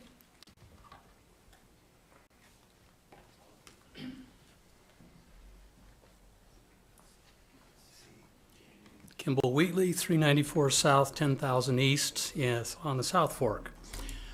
First, Commissioners, I'd like to say I'm very, very proud of our community. This was a 2-year process, and by the way, in the 20-plus years that I've lived in the Valley, almost a full third of that time has been involved in updating our general plan. This is our third 2-year piece of this. I served on the Planning Commission for a period, and I was heavily involved in the recreation development drafting, including the drafting of the first TDR ordinance that I don't know if you've seen or not, but it's been around for at least 10 years on the shelf. Part of the problem we have is that everybody turns over. All of the staff in the planning office is new, all the commissioners are new, so the longevity of these processes are kind of hard to get into perspective sometimes. But if you look at the plan that we're working with right now, the one we're replacing, there's a Chapter 7 in there that talks about the carrying capacity of the valley. Now, it was kind of naive probably in 1998 when it was put together, and they said, well, we think that the carrying capacity is about 6,200. The 3-acre zoning was sort of manipulated to try to say that we could probably end up around 6,200 dwelling units if we had 3 acres. And we all lived with that, and that was the assumption that everybody had. Kind of everybody that took the haircut, took the 2/3 reduction, were sort of saying, ultimately, I guess it's okay for the good of the valley. In the 2005 Recreation Element Update, what we learned for the first time was that was done in error. That it wasn't 6,200 after all. We had new GIS technology at the time. We could finally see what it really was when we applied that to our zoning overlays. And it turned out the numbers were closer to 15,000 to 17,000, approximately triple what we thought it was. That's when people freaked out. That's when the speckle maps started to occur and that sort of thing. But the speckle maps are kind of deceiving. By the way, I helped create those speckle maps. But they're deceiving in the sense that what it looks like is that if you put all these together, there's only one big bubble, and it looks a whole lot better. But it's the density itself that starts to matter. I've written extensively about this in the newspaper, trying to educate the public that what really matters here is we do have at some point a carrying capacity. The UDOT will tell you this. They'll tell you it's $1 billion to put a tunnel through the mountain, or it's $1 billion to put something double layers through Ogden Canyon or whatever. The water people are now studying this to determine what those limits are, but there are limits. We talk about private property rights, but the biggest private property right that people are going to lose in the long haul is anybody who does not develop their land before we put a lid on it once we saturate one of these limits, whatever that is. So you look at these farmers who are sitting on, let's take any of the farmers who are sitting on a certain amount of land. They like to farm it. They have these visions that in the future they could do whatever they want with it. But at some point, if we pollute the reservoir, there's a whole variety of things that could happen. We could run out of water. At some point, there will be a limit on this, and then those people will be just looked at as stupid because they didn't get it while the getting was good. They were the last guy, and at that point, they could not sell their property. Further, there's probably as a recreation place, and you can see based on property values now that we're approximately double now what the average, the median home price is in the rest of Weber County, that things are going up and up and up. And as Richard Webb says, that's the market forces that are pushing this. And as we look into the future of this, we've got to do, I think, what the recreation element said. We have a choice of visions. And one vision is to say, let's maintain this rural character the best we can. We realize there's going to be growth. It's going to probably be up to the 16, 17, 18,000 limit, whatever that is, which is already granted by right. Maybe, as in the recreation element we recommend, we can reduce that with voluntary reductions, perhaps even some kind of public repurchasing of some of the development rights, that there's a variety of things that can put a mitigation to this future limit that we're going to reach.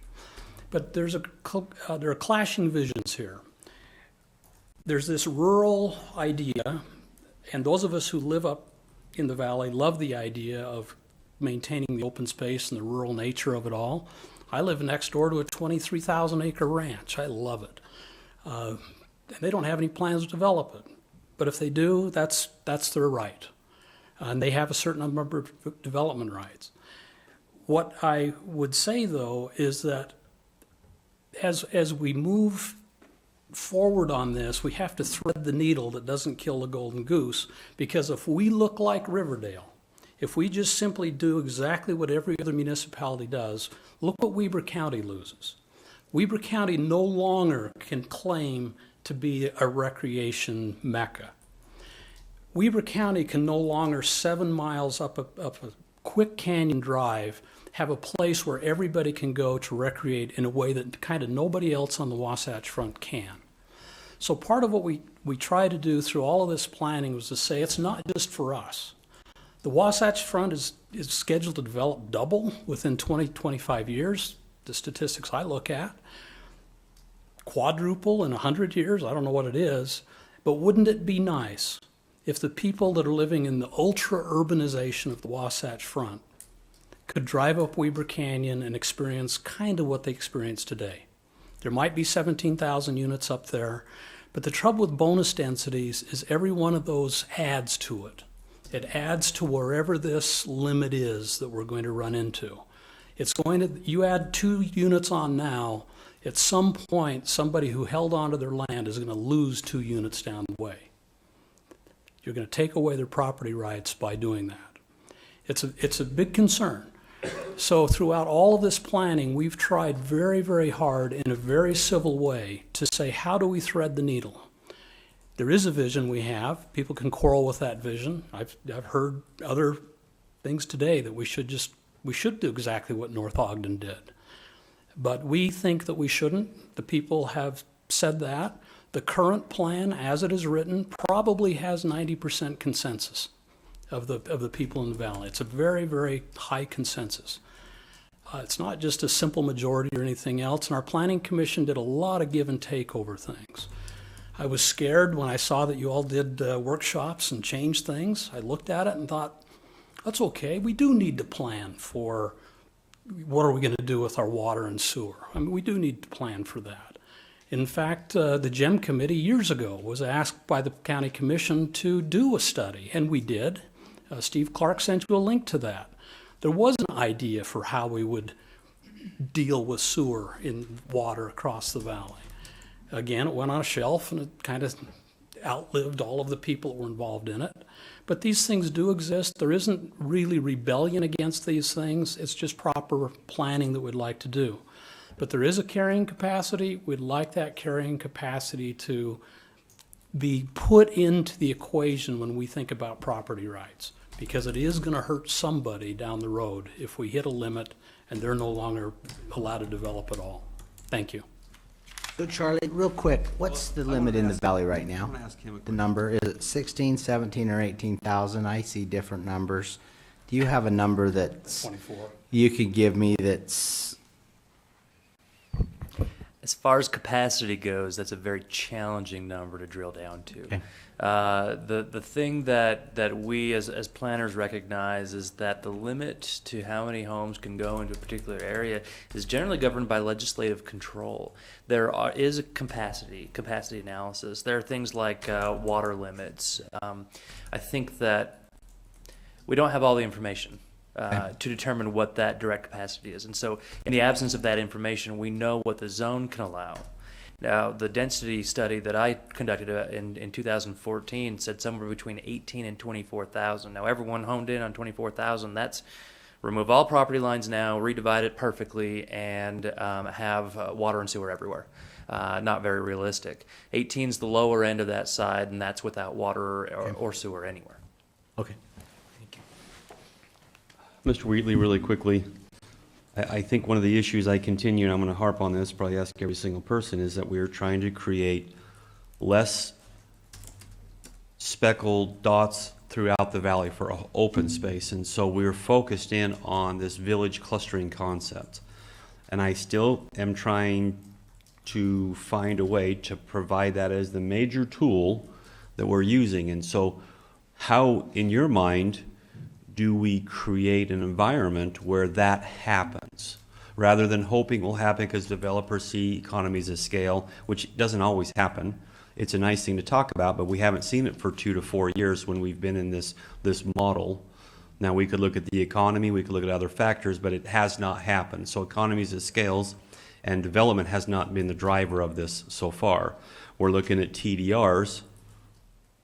You know, maybe that is a tool, but what is in your mind, how do we create that? Because what my concern is we have maybe some individuals that are just saying, let's just do nothing and hopefully nothing will happen. And that's irresponsible for me and these commission and all of this commission just to say, well, we're just going to turn a blind eye to it. So how do we create an environment where the village clustering concept, which I think is the goal of everybody, actually happens? Well, I sent you a detailed memo a month ago or so prior to one of your workshops with kind of a full inventory of those ideas, but let me recap. There are a lot of things that we think, and we thought about this a long time, that there's a lot of things we think we can do to foster a TDR market. And what I would say is the easiest thing to do is to say, well, let's use bonus densities. And that's what everybody does. I mean, there's no doubt about it. If what Gage is saying is correct, you look across the state, you look across the country. The bonus densities is kind of the way that it's done to stimulate these things. But for example, we have right now what we call accessory dwelling units. They count their real density. They add real density to, I mean, effective density. It's not legally defined density, but they add real density to what's going on. We could say that for a TDR, you could add one of those to your house legally. Now, I'm getting to a point on my place where I won't be able to take care of the whole thing by myself in the future. I may well want to have a building where a person lives to help me take care of my place. I could buy a TDR. I could make it legal for somebody to live there and help me take care of my place. That would help me stay on my property, and I think that would be great. That would help to create a TDR market. But if you give it to me for free, it won't happen. You recently approved, or I think you approved, somebody approved, a lodge. It's defined as having no density. So somebody can put a 10 or 20 or 30 unit lodge in Ogden Valley, and it doesn't count as density at all. we can change the laws a little bit and say you can put in a lodge, but that's going to require some TDR to be able to do that. In fact, there's a variety of things. Somebody could, for example, want to rezone somewhere. We could say you could do that, but that's going to require some TDR to be able to do that. I think there are a lot of things we could do to foster a TDR market. But there's another side that hasn't been brought up, and I think it's very important, that part of what we've addressed in the recreation element was the purchase development right and the voluntary reduction of development rights. And there's a certain amount of that goes on now. The land trust is doing okay and picking up some things. But if the first time that what we do is if I give up, for example, I have some development rights that I could say I want to retire, or I could say I want to sell. But I'm not likely to either be able to sell them if you're giving them away, or to want to retire them voluntarily if you're just going to turn around and give it to someone else. So the whole idea of just giving away more rights really puts an obstacle in the way of both the purchase of development rights and the voluntary reduction of development rights. Again, my struggle is, however, is that we've heard several individuals talk about market driving this and that it is economics, and that's the reality of it. So we may have some voluntary, but that's not going to be, a majority. In fact, it's probably going to be a very small minority. Or some of these other bonus density, but they're not bonus density concepts. It sounds to me like you're saying that as the plan stands right now, we are not looking at any type of bonus density whatsoever, however we define it. And it sounds to me that you're saying in some specific incidents, maybe there would be an allowable use of bonus density as maybe an incentive for TDR or an incentive for some of the specific areas that you mentioned to supplement or incentivize maybe some of these TDRs. Actually, what I read in the plan, at least the version that I read, the recent version, said let's take a look. Let's see if these mechanisms are working, and if not, let's leave open the idea of looking at bonus densities. I think that's what the current draft says. Okay. Regardless of that point, okay. My question to you is, seemingly what you're saying is there may be instances where a very limited use of bonus density associated with something specific, say a TDR modeling, may be useful in driving into clustering. Because here's my biggest concern, I'm going to go back to this one also, is we are creating a market where it's unsustainable for anyone who has any type of moderate income to live in the valley, and we're pricing people out because of the modeling we're looking at, because of scarcity out of that market, out of their property. They can't afford to live up there because they can't pay their property tax. And so we've got to find through the modeling of this plan how we can provide villages and affordable living, affordable housing, and those types of things. And that's not going to happen if every lot is $500,000 or more, because we have no clustering or villages. And so again, you've tasked us with finding a way to provide that, and I'm wondering, are you saying that there is a tool we could use besides TDR? No, you're probably asking the wrong guy, because I believe more like Richard Webb does. Unfortunately, or fortunately, which way you look at it, our properties exist in a national market. They don't exist in any kind of local or state market. Because we've created that. Well, we've created yes. that by making it 3 acres, no, and the property is extremely expensive. We've created it by building beautiful places like Pineview Reservoir, Snow Basin, Powder Mountain. I would respectfully disagree with you. I think that through what the decision we made 10, 12, 15 years ago has created scarcity in the market, and economics is about scarcity. And so we've created our own demand. We've created somewhat of our own issue there, and that's why the property values are as high. Things have contributed to it, like the Olympics and things like that, but we've done it to ourselves. And so now I'm tasked, along with these commissioners, of figuring out what we can do to make that adjustment in the market a little bit. Well, I respectfully disagree, because if you look, in fact, at the old condos at Wolf Creek, those are modest income places. I mean, those are modest places. They're old and they're small, Not cheap. but they're not cheap. Okay? And if you put another 100 on the market, in Huntsville, they're going to put in some mixed-use condos. Watch what happens. They're not going to go to local people. Those will get snapped up in the internet, in the national or international ski market. Now, maybe if you put thousands in, it would change, but that hasn't been the case in Park City. You know, they're pushing 19,000 up there, and that hasn't been the case.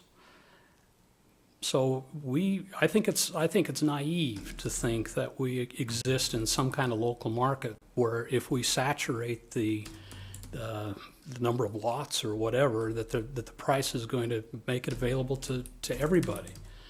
You know, for what, as Richard said, the market is the market. And we, for a lot of reasons, attracting Olympics and attracting ski resorts and all those sorts of things, our wheels put in motion a long time back, and God gave us some spectacular scenery besides.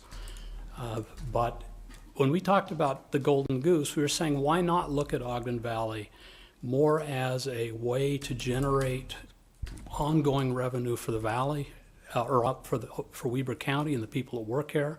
Let Ogden brag about how great it is and run the races and, you know, whatever else it takes, because that's what creates the economic opportunity. We can, and the alternative vision is to go ahead and try to just go laissez-faire and reduce it all to 1 acre, make it look like Riverdale or wherever else. But then we are not differentiated. It's going to be harder for our ski resorts to make it. It's going to be harder for any resort to make it. But it's a different market than it is on the other side of the mountain. Well, I would suggest that we don't look like Riverdale or North Ogden because it's 3 acres to build up there. And so I don't know, there's maybe other restrictions somewhere around the county, but I don't visualize that at all. Even at the 3 acres is going to be there. You know, when we talk about open space and that, it's even another interesting discussion. How much do we consider open space? How much of our neighbor's property do we want them to be open? You know, and then we talk about the land trust. I think the land trust has done some phenomenal things up there. I think that land trust is one of the best things going up in the valley. They're actually buying it. And the best part is they're not coming to the government and having the government buy it. More acres of land. They're actually buying it with people's hard-earned cash. And guess what? Property owners that are up there, you can donate all the property you want in land trust. I don't think they say no, do they? I don't think they say no at all. Maybe they do say no. Maybe they don't take all your property. But if you got property you can donate to them, I think they would probably take it. And so... If they say no, get a hold of me. Yeah. And so, anyway, I think that the premises up there is that we have done, the commission way back when they moved it to 3 acres already brought a lot down. So if you're saying at 3 acres there could be up to 25,000 residents, you're saying before they even brought that number down it was 75,000 residents. So wow, that's now whether it's 18 or 25,000, it looks like the studies out there but it looks like we've come a long way. Now as we manage going forward, you know, the valley, we spent some time up there yesterday, and it's a beautiful valley. There's no question. I look around up there, and I know I would like to live up there. I just can't afford it. And even though the newspaper says I make millions, wouldn't believe all that. But it's beautiful up there. I mean, who wouldn't want to live up there if you could? I mean, it's a great thing. And you're right. People come in from out of town, go through one drive out of there. They're done looking. There's nowhere else to go. There's nothing to do. It's just to find a piece of property. So, okay, public comment. Let's continue with public comment and keep heading down this way. I'll try to quit talking. I'm acting like him now. We'll never get through this. I've got a lot of questions. I'm showing rare restraint. And you're doing all right, Commissioner. My name's Kirk Langford. I live in Eden. And I'd just like to make a kind of a general comment. You know, I've run a fairly large business across the country and internationally, and I like to think there's no problems, there's challenges, and for every challenge there's a solution, okay? And I think before you, on your latest revised draft, you have the solution. You had more citizen input in this planning process than I think Logan Simpson has ever had anywhere in the history of their business. It went on for 2 years. You'll remember you had a schedule that was 9 months or something, right? I don't know how many times we kept saying, hey, would you please extend it? And I think you all should be congratulated for letting that organic process take place. I think they're actually tired of us.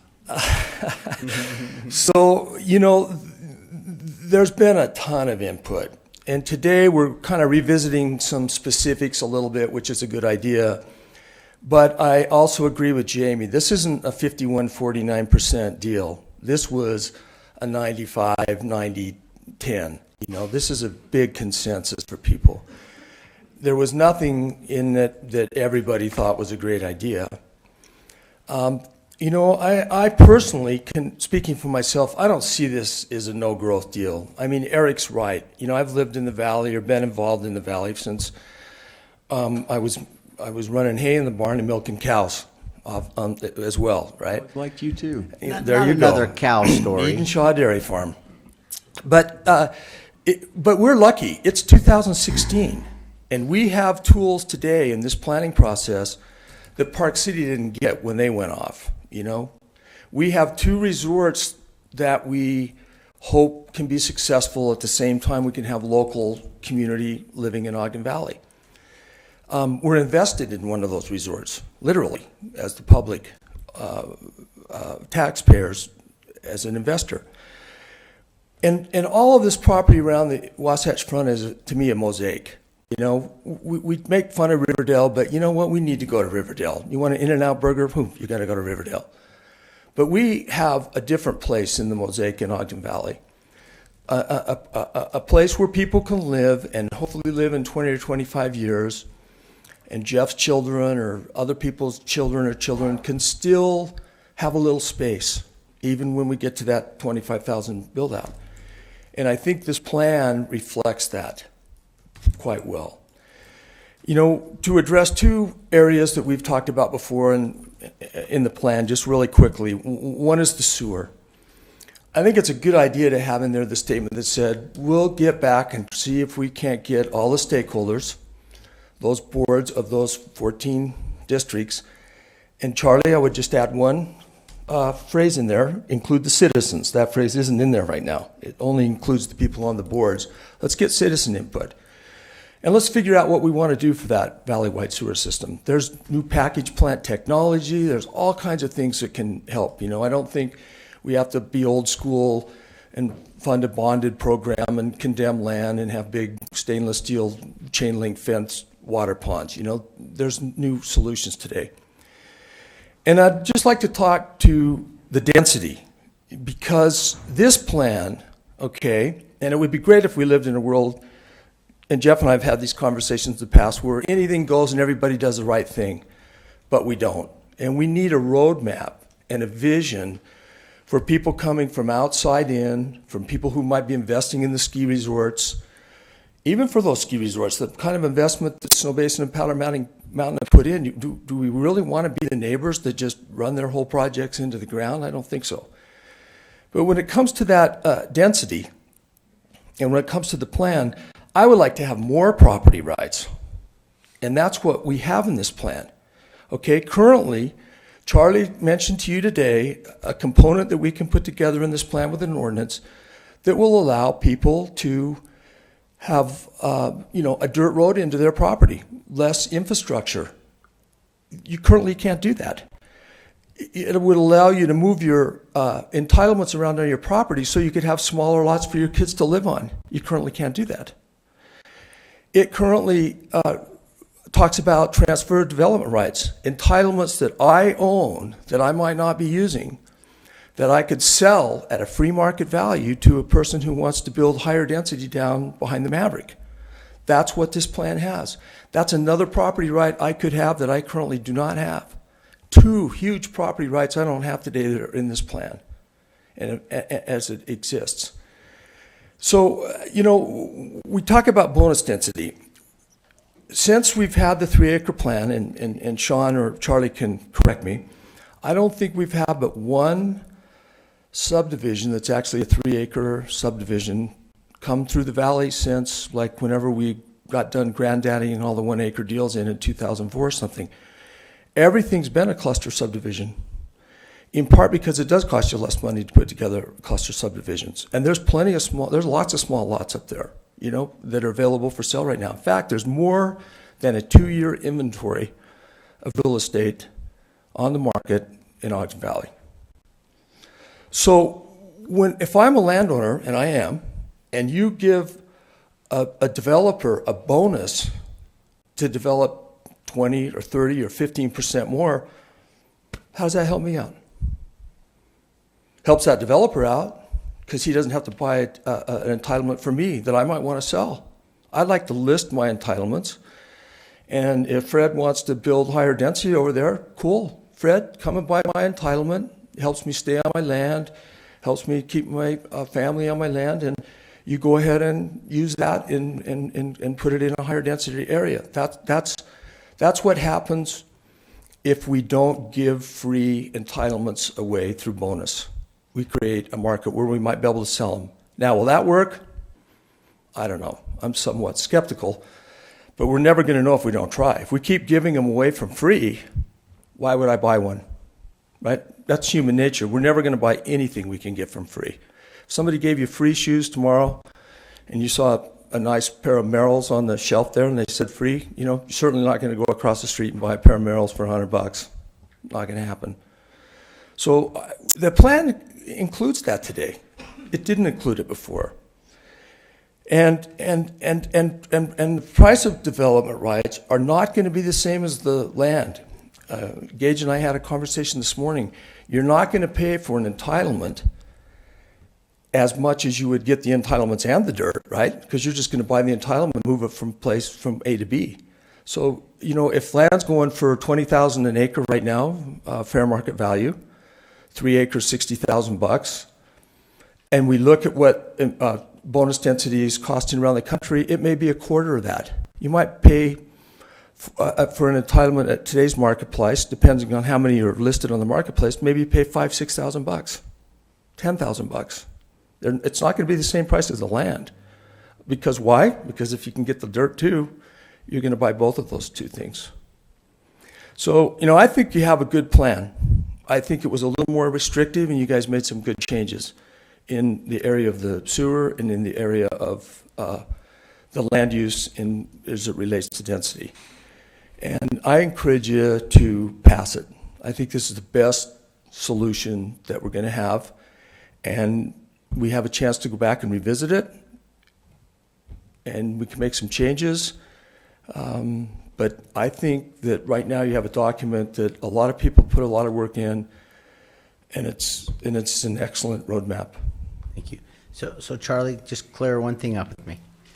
This is a roadmap, and everything in here, if we decide to do that, it's got to be in an ordinance, correct? Ordinance or program. Yeah, Or so a program. We'll have to So this implement is, something. so basically, all this is given is some guidelines. In here, I look in the commercial development where they can have 8 acre zone for manufacturing in the valley or whatever it is. But if someone wanted to have only 6 acres or they wanted 12 acres, that would still have to require the planning commission and the commission to do. So this is just a roadmap. This isn't the final document, correct? Yeah, this helps us understand the directions on how to get to where we want to go. Now, we have the ability to make modest changes as we're going in our direction as we see the need. Thanks. I thought this was the most latest on page 21. It says, Weaver County will support the transfer of existing development rights as the only means to increase density in suitable project areas while proportionally decreasing density in other areas without offering bonus density. Mr. Wheatley was under the impression that we were offering bonus density. Do I have an old copy? No, you've got the current one. I've got the current one. Yeah, okay, all right. But right now, that's how it reads. Yes. If we're going to change it, we got to change it. Okay.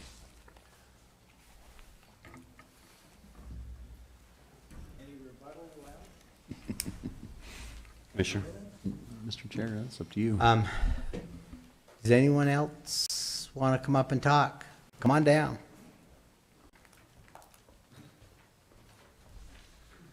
Thank you, Commissioners. My name's Richard Minges, 3807 North Elkridge Trail, Eden. First of all, if I may sort of try and address Mr. Ebert's question that he asked right at the beginning, what's the general objective? And my feeling on this was that it was to try and give guidance from the community and the Planning Commission to those people who are going to write ordinances and implement ordinances and approve ordinances. So I think Logan Simpson and Charlie and what have you have done a tremendous job getting a lot of impact, a lot of input from a number of disparate people with a whole load of disparate opinions. I have been super impressed with all the meetings that I've attended with the civility and the thoughtfulness that people have put together their opinions. They're strongly felt, they're divergent and what have you, but I think these guys have put together a very nice, I hesitate to use the word consensus because that's not 100%, but I think it's very high. So I would just urge you to approve this because I do think it's a good effort that's got a whole lot of community input. They're not easy decisions. I think you've had input, pros and cons on a number of different fronts. So just want to say that. Thank you.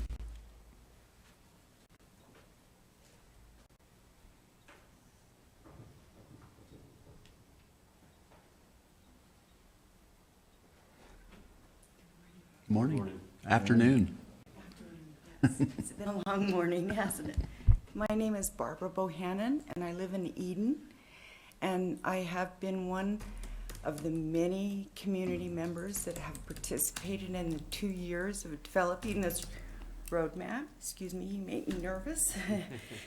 You make us nervous too. I hope so. You do.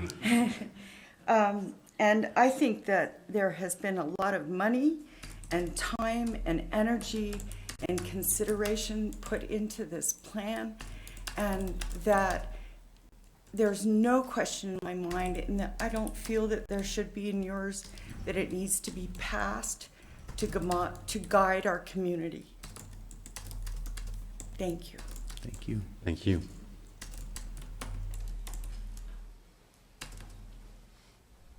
Public hearing, let's let the public keep on coming. Uh-oh, we're gonna redo. Come on up. Come on up. We're gonna listen to y'all. I have to be home tonight by 7:30, so take your time. Couple of comments. I'm sure it's a wonderful plan. Lots of hours, lots of money put into it. Probably work like a dream. Problem is, false premise. It's abhorrent to the idea of private property rights. Now here's the problem with the TDRs. I think it's a cart and a horse problem. We have to have this really limited market to make TDRs work, we're told.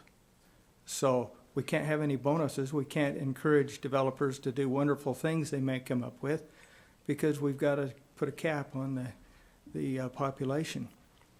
Well, there's already a cap on the population that's been mentioned by many, and that's water and sewer, ingress and egress. If you don't have these things, you can't develop. If you can figure out a way to have these things, you can develop. That's what's always been in place. Now, how do we encourage wonderful development, great ideas? Well, we could get Walt Disney to come by the place and he comes up with great ideas.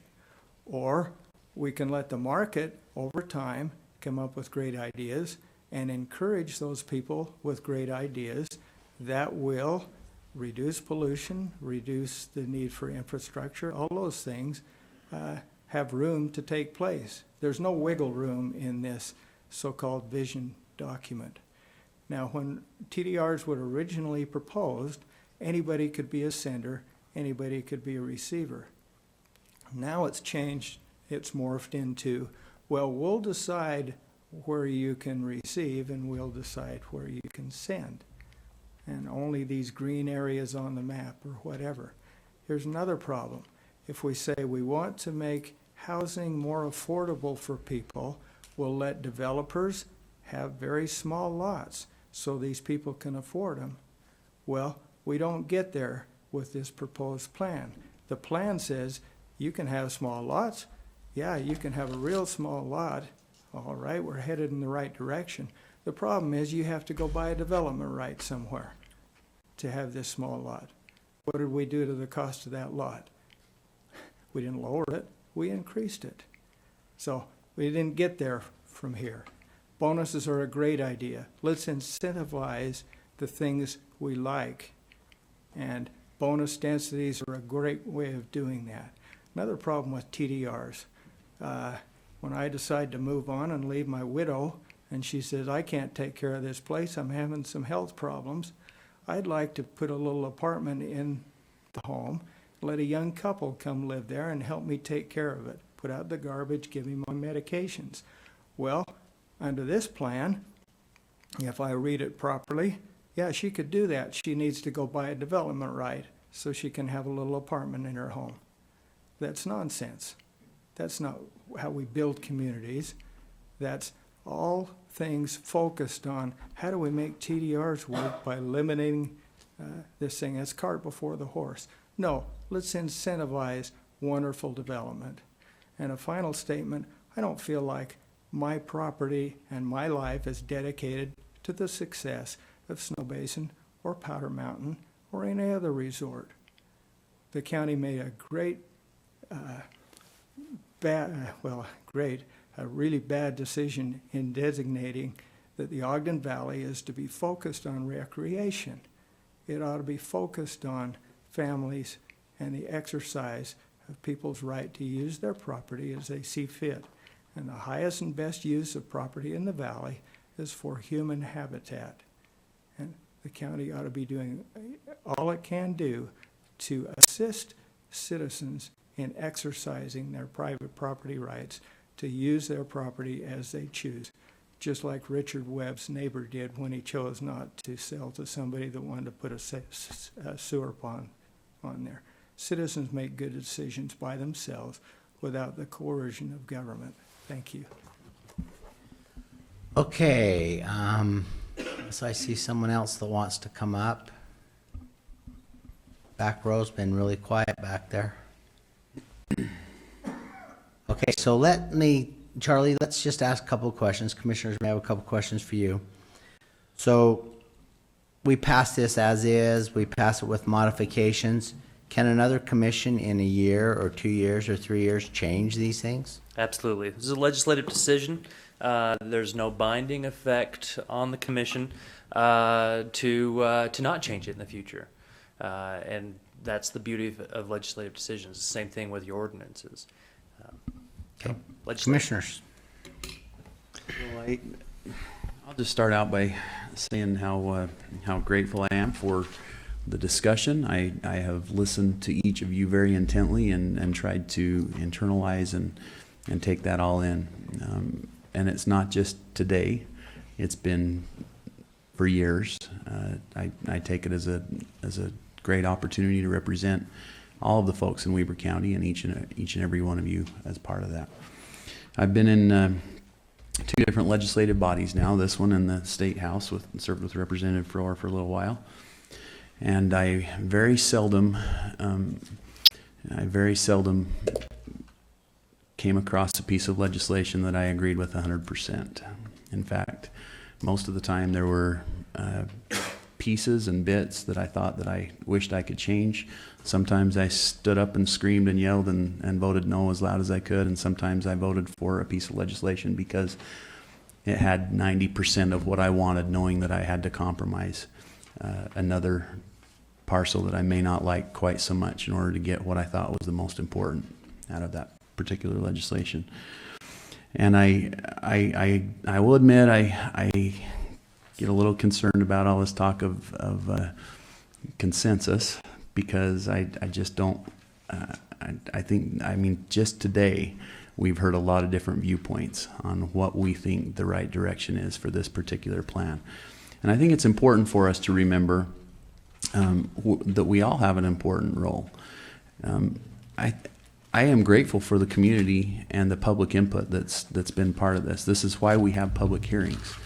Same in the state legislature. We have public hearings. We give the public an opportunity to speak. But that's not the only part that matters. We all have to have our part. And sometimes when when I hear people say we've gone through this public process and now it's here before the commission, don't change it or that would be a betrayal to what the public wants.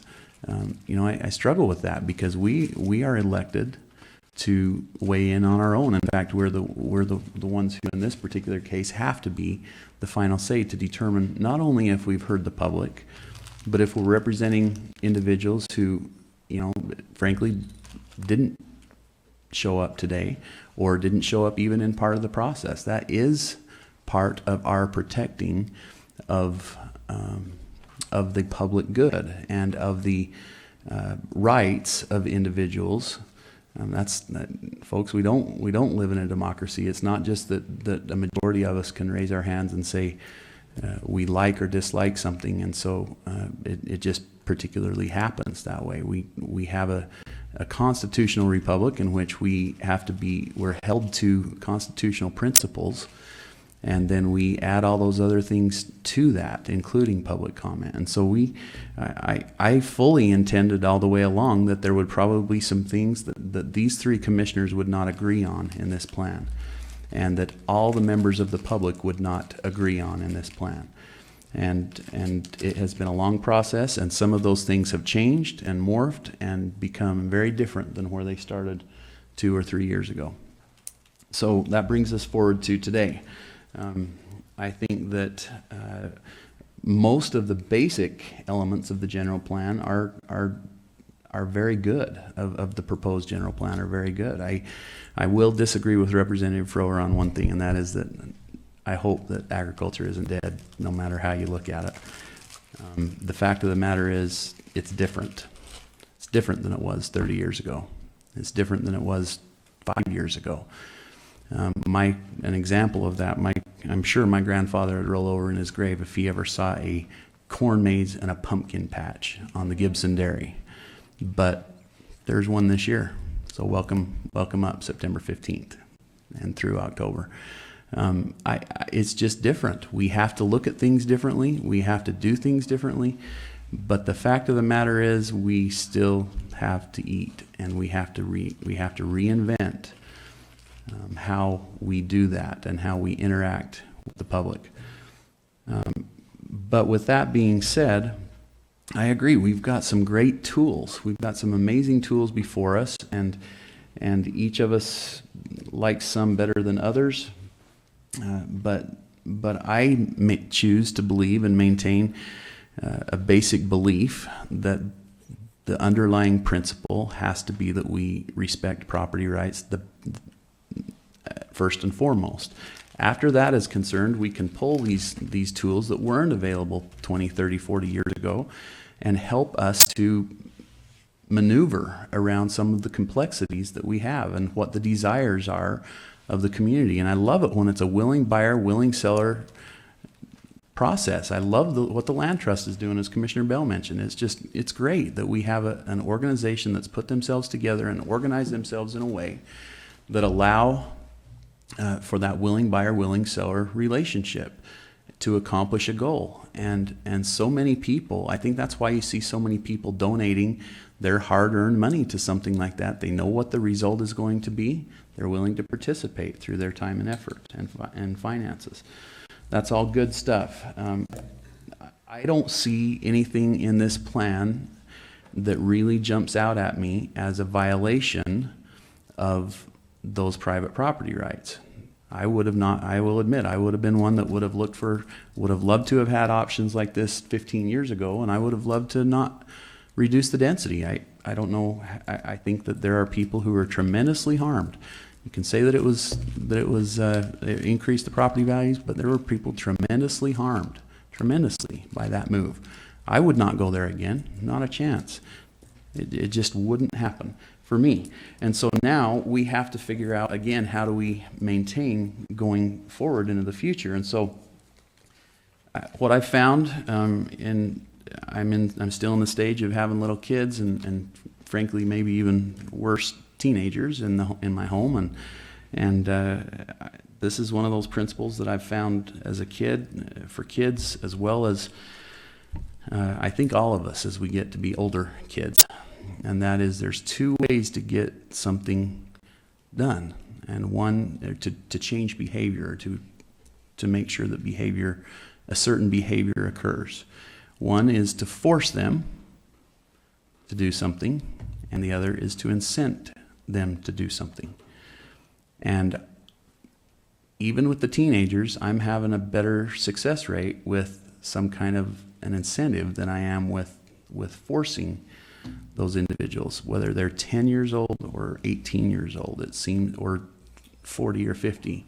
Even with my own father, sometimes when I want to encourage a certain behavior, it's better to just whatever. It doesn't matter how old we are. That's my point. So I have changed. I mean, we've talked about this idea of bonus densities for the last several work meetings that we've had, and I have kind of frankly become more passionate about my position on that over the last little while, because I think that that they're not a scary thing. It's not I mean, somebody said we're giving them away for free. We're not giving anything away for free. We're using a specific tool to encourage behavior. We didn't make a change in the Western Weber County ordinance, and what we're seeing is changing behavior, because there are opportunities for bonus densities if specific behavior is achieved. So if we're going to achieve that behavior, we give somebody the opportunity to be creative. What we're trying to do is enhance creativity. We're trying to say, people, bring us a plan, and what can you do towards the goals of this general plan with an extra lot or whatever. We're not talking about huge numbers. We're talking about what can we do with an extra lot here or there to encourage what we're trying to look at here as part of our general plan.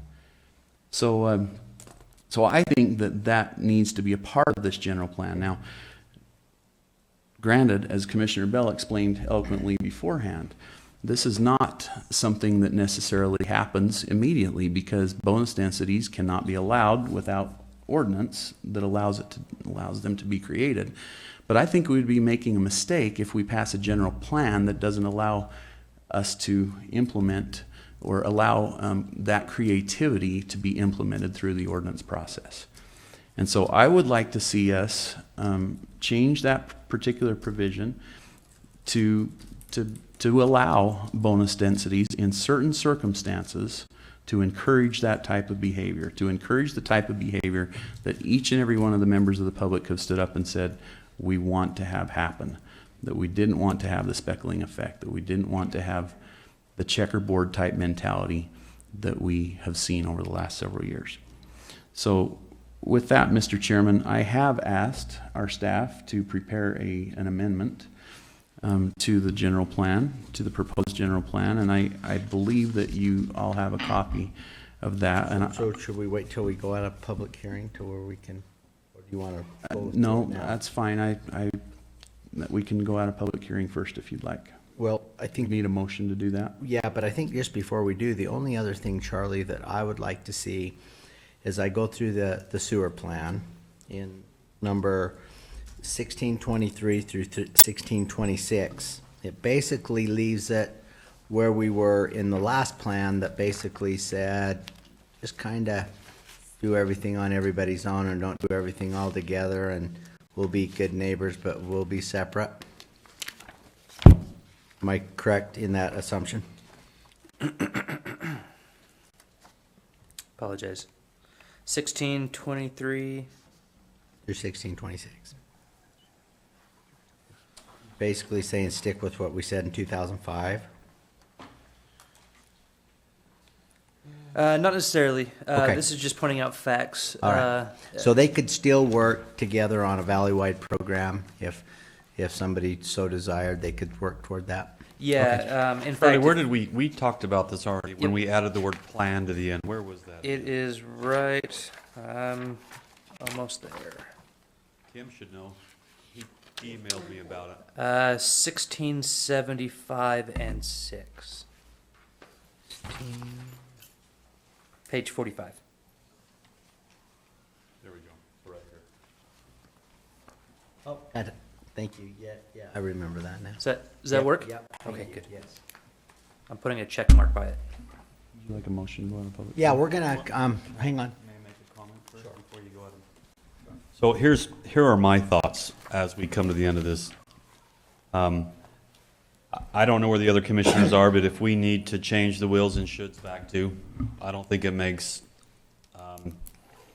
it will not bind any future commissions or this commission if it says will on the plan, but if it's needed in the plan so that it does delineate prioritization from the planning commission, then I'm willing to make that amendment also.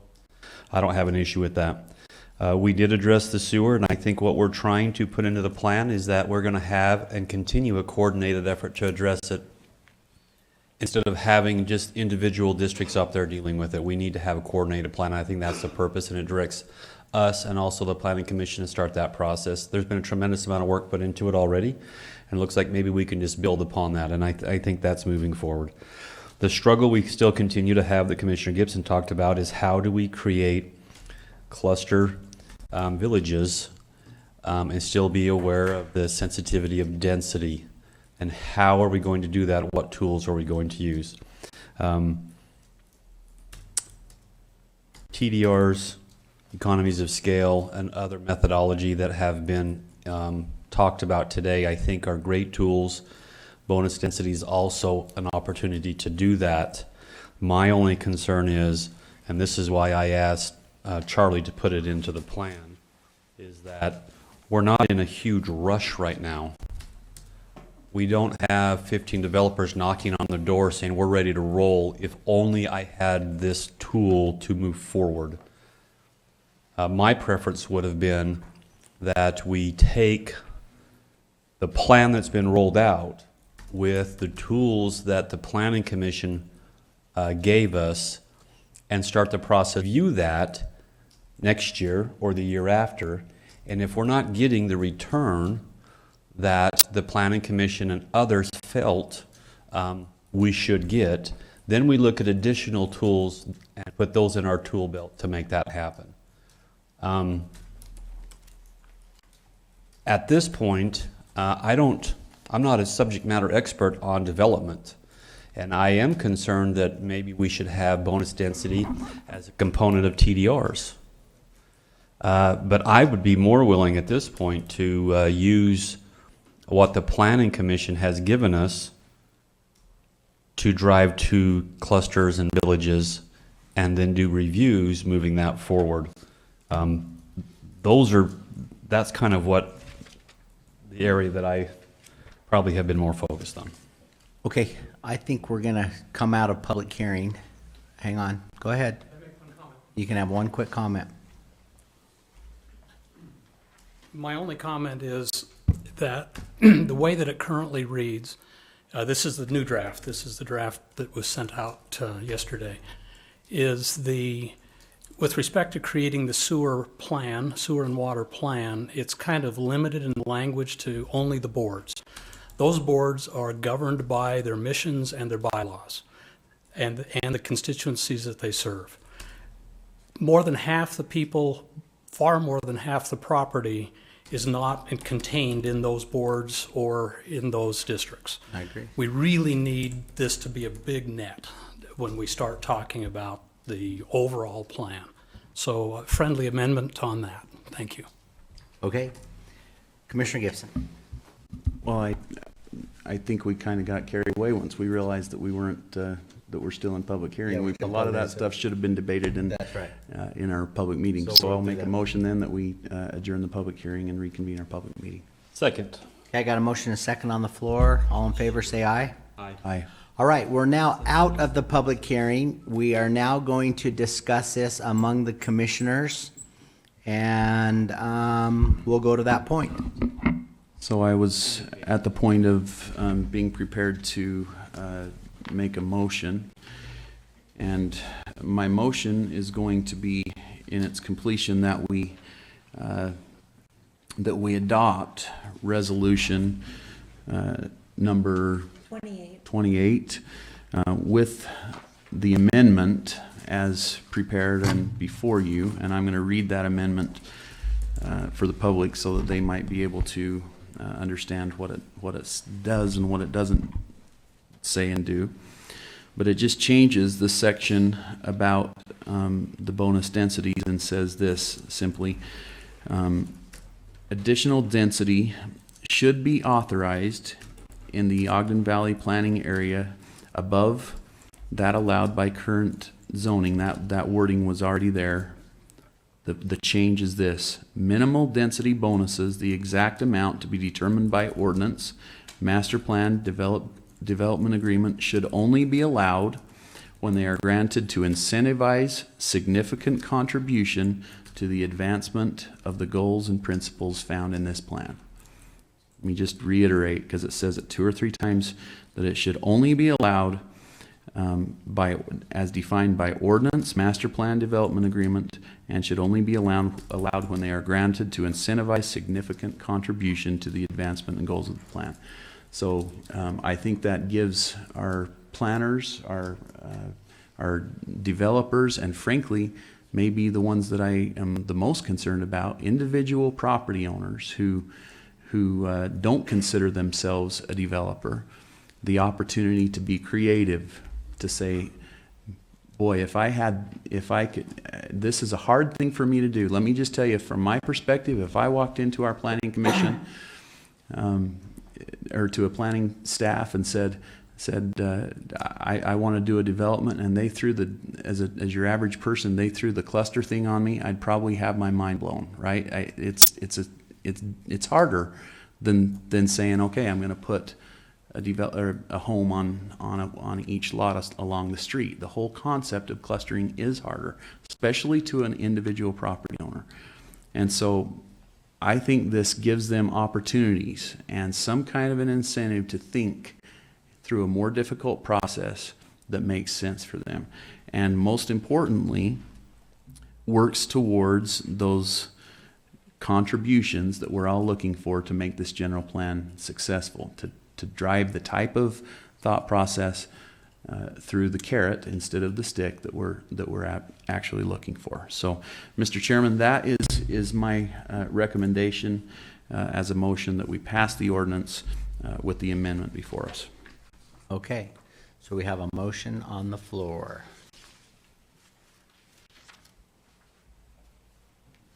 I'll second the motion. So we have a motion and a second on the floor.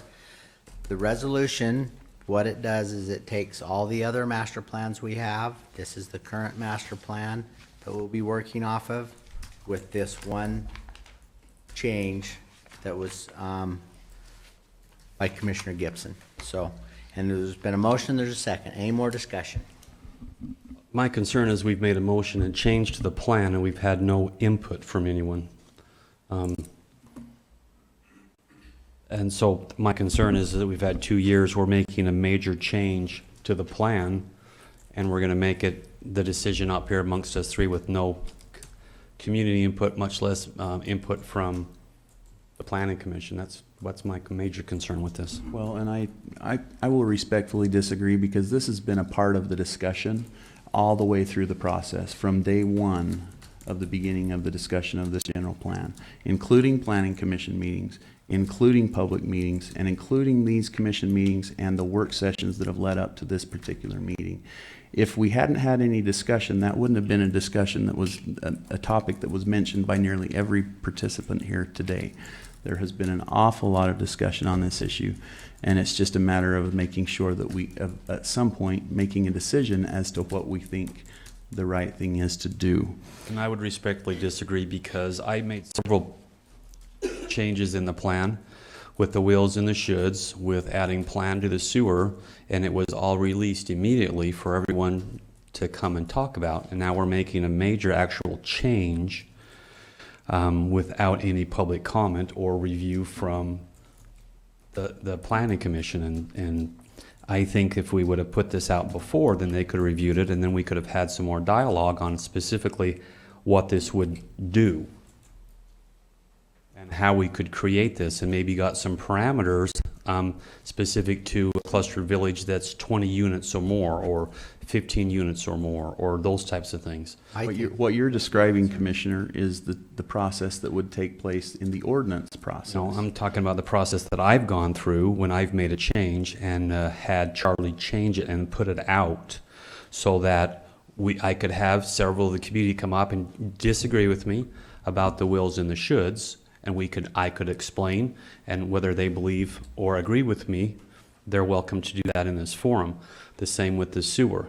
I believe strongly we have to come together as a community and address the sewer as a whole instead of piecemeal. And we had some concerns from many of these citizens about how we changed it, but we put it out and we've had conversation about it today. My concern is we're making a major change that fundamentally goes to the whole vision, and we haven't had an opportunity to have some direct input from this change. We're going to vote on it today. So I don't see it that way. I see it because for 3.5 years since I've been here, we've been talking about this all the time. And I feel like that all this is a plan. And this plan, nothing goes into effect until ordinances are passed. This is a plan that I think is a really good plan. And I think that modification of the plan is very good. And nothing goes into effect until it goes through the public process, the public hearings. It goes through everything before the ordinances are made. So I think we're at a really good position with this plan to move forward. The actual change would have been if we disallowed it as part of the general plan. So as we go forward, I'm sure that exactly how much these densities will be and how they should be applied will be thoroughly debated as part of the ordinance process. But that's my suggestion. And I hope the public didn't think that we were going to get up here, all three of us, and totally agree on everything.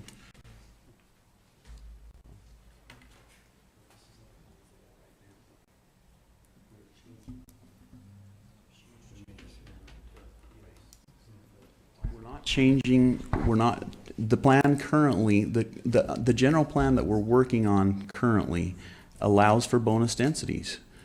So a week ago, you made a suggestion to planning staff that they then put out as part of the most latest revision.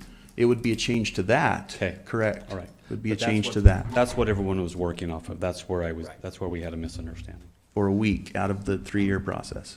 So I don't know. I haven't been in this job long enough to know, but I need more than 30 seconds to think about this. So I don't know if we can take 5 minutes, and can I have 5 minutes? Will you stick around for 5 minutes? But I need to read a little more and think about it. That's just me. Maybe I'm the slow kid. Well, we're right here. Someone play some music.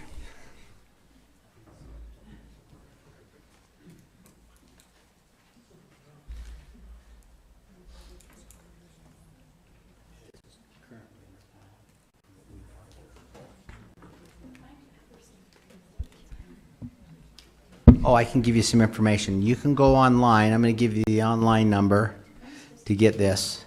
It's www.co.weber.ut.us/agenda/index.php.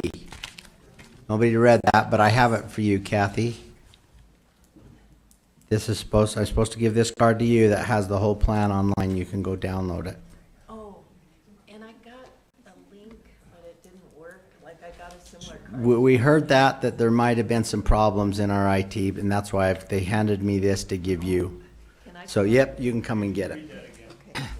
Yep, I'll read it. Let me read it one more time. www.co.weber.ut.us/agenda. Am I going too fast still? Okay, sorry, Bob, this is just for you. www.co.weber,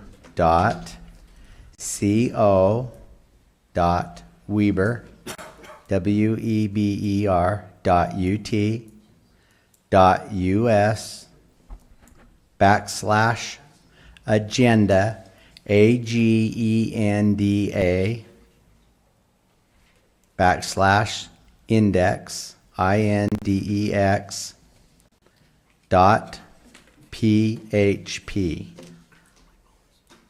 Got it?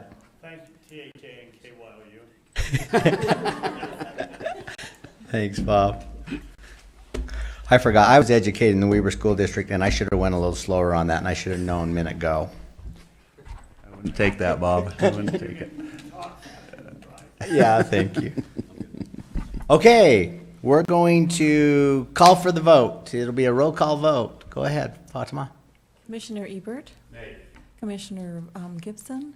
And Chair Bell? Aye. Passes 2-1. Okay, next we're going to go to H, public comment from we had the hearing. The hearing's already over. If you have any concern or items on the action items. If not, oh, come on up. Hi, my name is Cynthia Stedman, and I'm here on a completely unrelated matter, and I guess I made the mistake of coming on the wrong day. I don't know.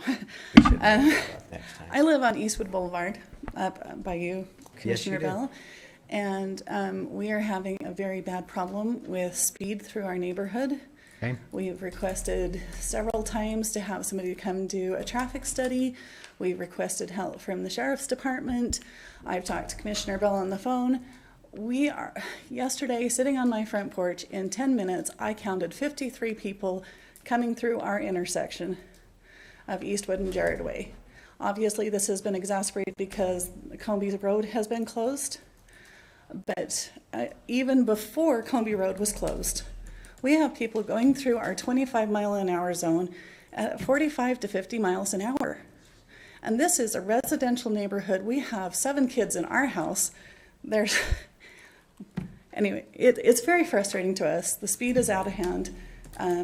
This is also a crossing for Uinta Elementary School. Glasses. Now I have to put my glasses We have had that discussion with some folks from the district and the sheriff's office. We have discussed that. So as you can see, between Jared, that intersection is right now a two-way stop. I personally have had to go out and let students cross to get over to Uinta Elementary. I'm doing this on a daily basis. Today, I almost got hit by a car, and I'm not an easy person to miss. And so something needs to be done. I've talked to many of the other mothers in the area. We think that if we could make this a 4-way stop, that would help. I've circled 3 intersections in red. We believe that all of these should be made into an all-way stop. So you have Skyline Drive and Eastwood should be made into a 4-way, Skyline and Jared into a 4-way, and Skyline and 2250 East made into a 3-way stop. We feel that this would slow the traffic down and allow for the children to pass. We are not requesting a school zone because that's not going to solve the problem during the rest of the day. Okay, what about, have we talked to the idea about doing crossing guard? That's what I'm saying. A school zone, a 20-mile-an-hour school zone with a crossing guard would solve the problem during school hours. But we have people crossing there. Last night, I went and let a little girl cross with her bike at 7 o'clock at night. And a cross guard isn't going to solve that problem. I'll make a call to the sheriff's office, and we'll get with our planning, our engineering, and we'll get some resolution on this really quick. Okay, one way so or when another. should I follow up with you on this? Because I started making calls in April. Yeah, we're probably, More than likely, we'll have to do a traffic study Okay. for the stop sign. I'm really I'm frustrated sorry. because I'm looking past We you know. to our staff in the back. I want to make sure, if not, And yeah, I started making calls in April, I believe. And this has been, I talked to 4 different people in the roads department. It just feels like You know, nobody has ever gotten back to me on this except for Commissioner Bell did return my phone call. It's And we've got a large group of kids that go through this intersection and a large number of cars. We've asked for help from the sheriff's department. We said, hey, could you bring up one of your little trailers? And they put it clear down by and it never Lower worked. Comby Never Road, and it came didn't up. work. It didn't work. I called them and talked to them about it, and then all of a sudden it disappeared then one day. Yeah, so I agree. I don't disagree with you. I understand your frustration. It's and what's compounded is we got Comby Road closed, which is probably increased traffic by, I don't know, more it than had to 50%. have It's- 10 times that, Yeah, or 10 times. it's ridiculous. We're the one with the road, the whole, our road was torn up in front of our Right. house for 3 months. And then I just tore the yard up. I'm sure you've driven past it. Oh, yes, Yes, absolutely. that's my house. Nice And- job on that, by the way. It's going to look nice when you're My done. husband's good with the excavator. Yeah, looks great. I wondered what you were doing there when the lawn was dying. You used to have the nicest yard in the neighborhood, and the lawn died, and I thought, what are they doing? Then you start bringing in boulders. Looks great. Yeah, I'm gonna xeriscape it. But the point is I've been able to, since I am doing the yard, I am out there a lot lately, and witnessing firsthand this problem. So I'd like to know my next step. Do I need to bring in a petition? Do I need to film the intersection? No, What do I let me give us a week to Okay. start talking about some things. And I hate to do a traffic study right now because the traffic on that road is not going to be represented what it's Right. going to be when Skyline Drive's done and Comby Road's back open. It's you know, I never drive on Eastwood Boulevard.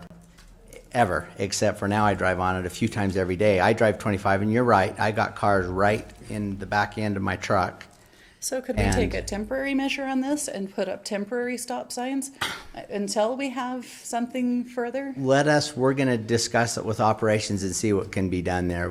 That brings another, you all of a sudden change something, and then all of a sudden temporary, then you change it back, and people don't realize that, and the habits and adjustments, especially when we're talking all the activity in that area. So, yeah, we've got to do something on that street, and it, like you said, it's just, with Comby Road closed, it's made it a whole different, yeah. And it's been a problem in the past. I'm not saying that it hasn't been. No, like I said, I started in April on this, so. Okay. All right, Thank you so much. Okay, public comment. Anybody else on public comment? We're gonna go to. Planning commissioners have stayed till the bitter Oh, end. do you guys want to say something? The three of you? Are you sure? You, one of The you. look of panic. I'm new enough that I don't know enough to say a lot. We appreciate your service, no matter how new you are. We're just trying to stay. Good job. We'll try Hard to make work the meetings a sometimes. little longer sometimes if we can, so appreciate that. So we'll go to number I. Request for a motion, yes. I'll make a motion that we adjourn. Let's make that a second, and maybe we can make this one unanimous. And I'll say, all in favor, say aye. Aye. We're adjourned. I said, no, you did not. I mean, a contrary.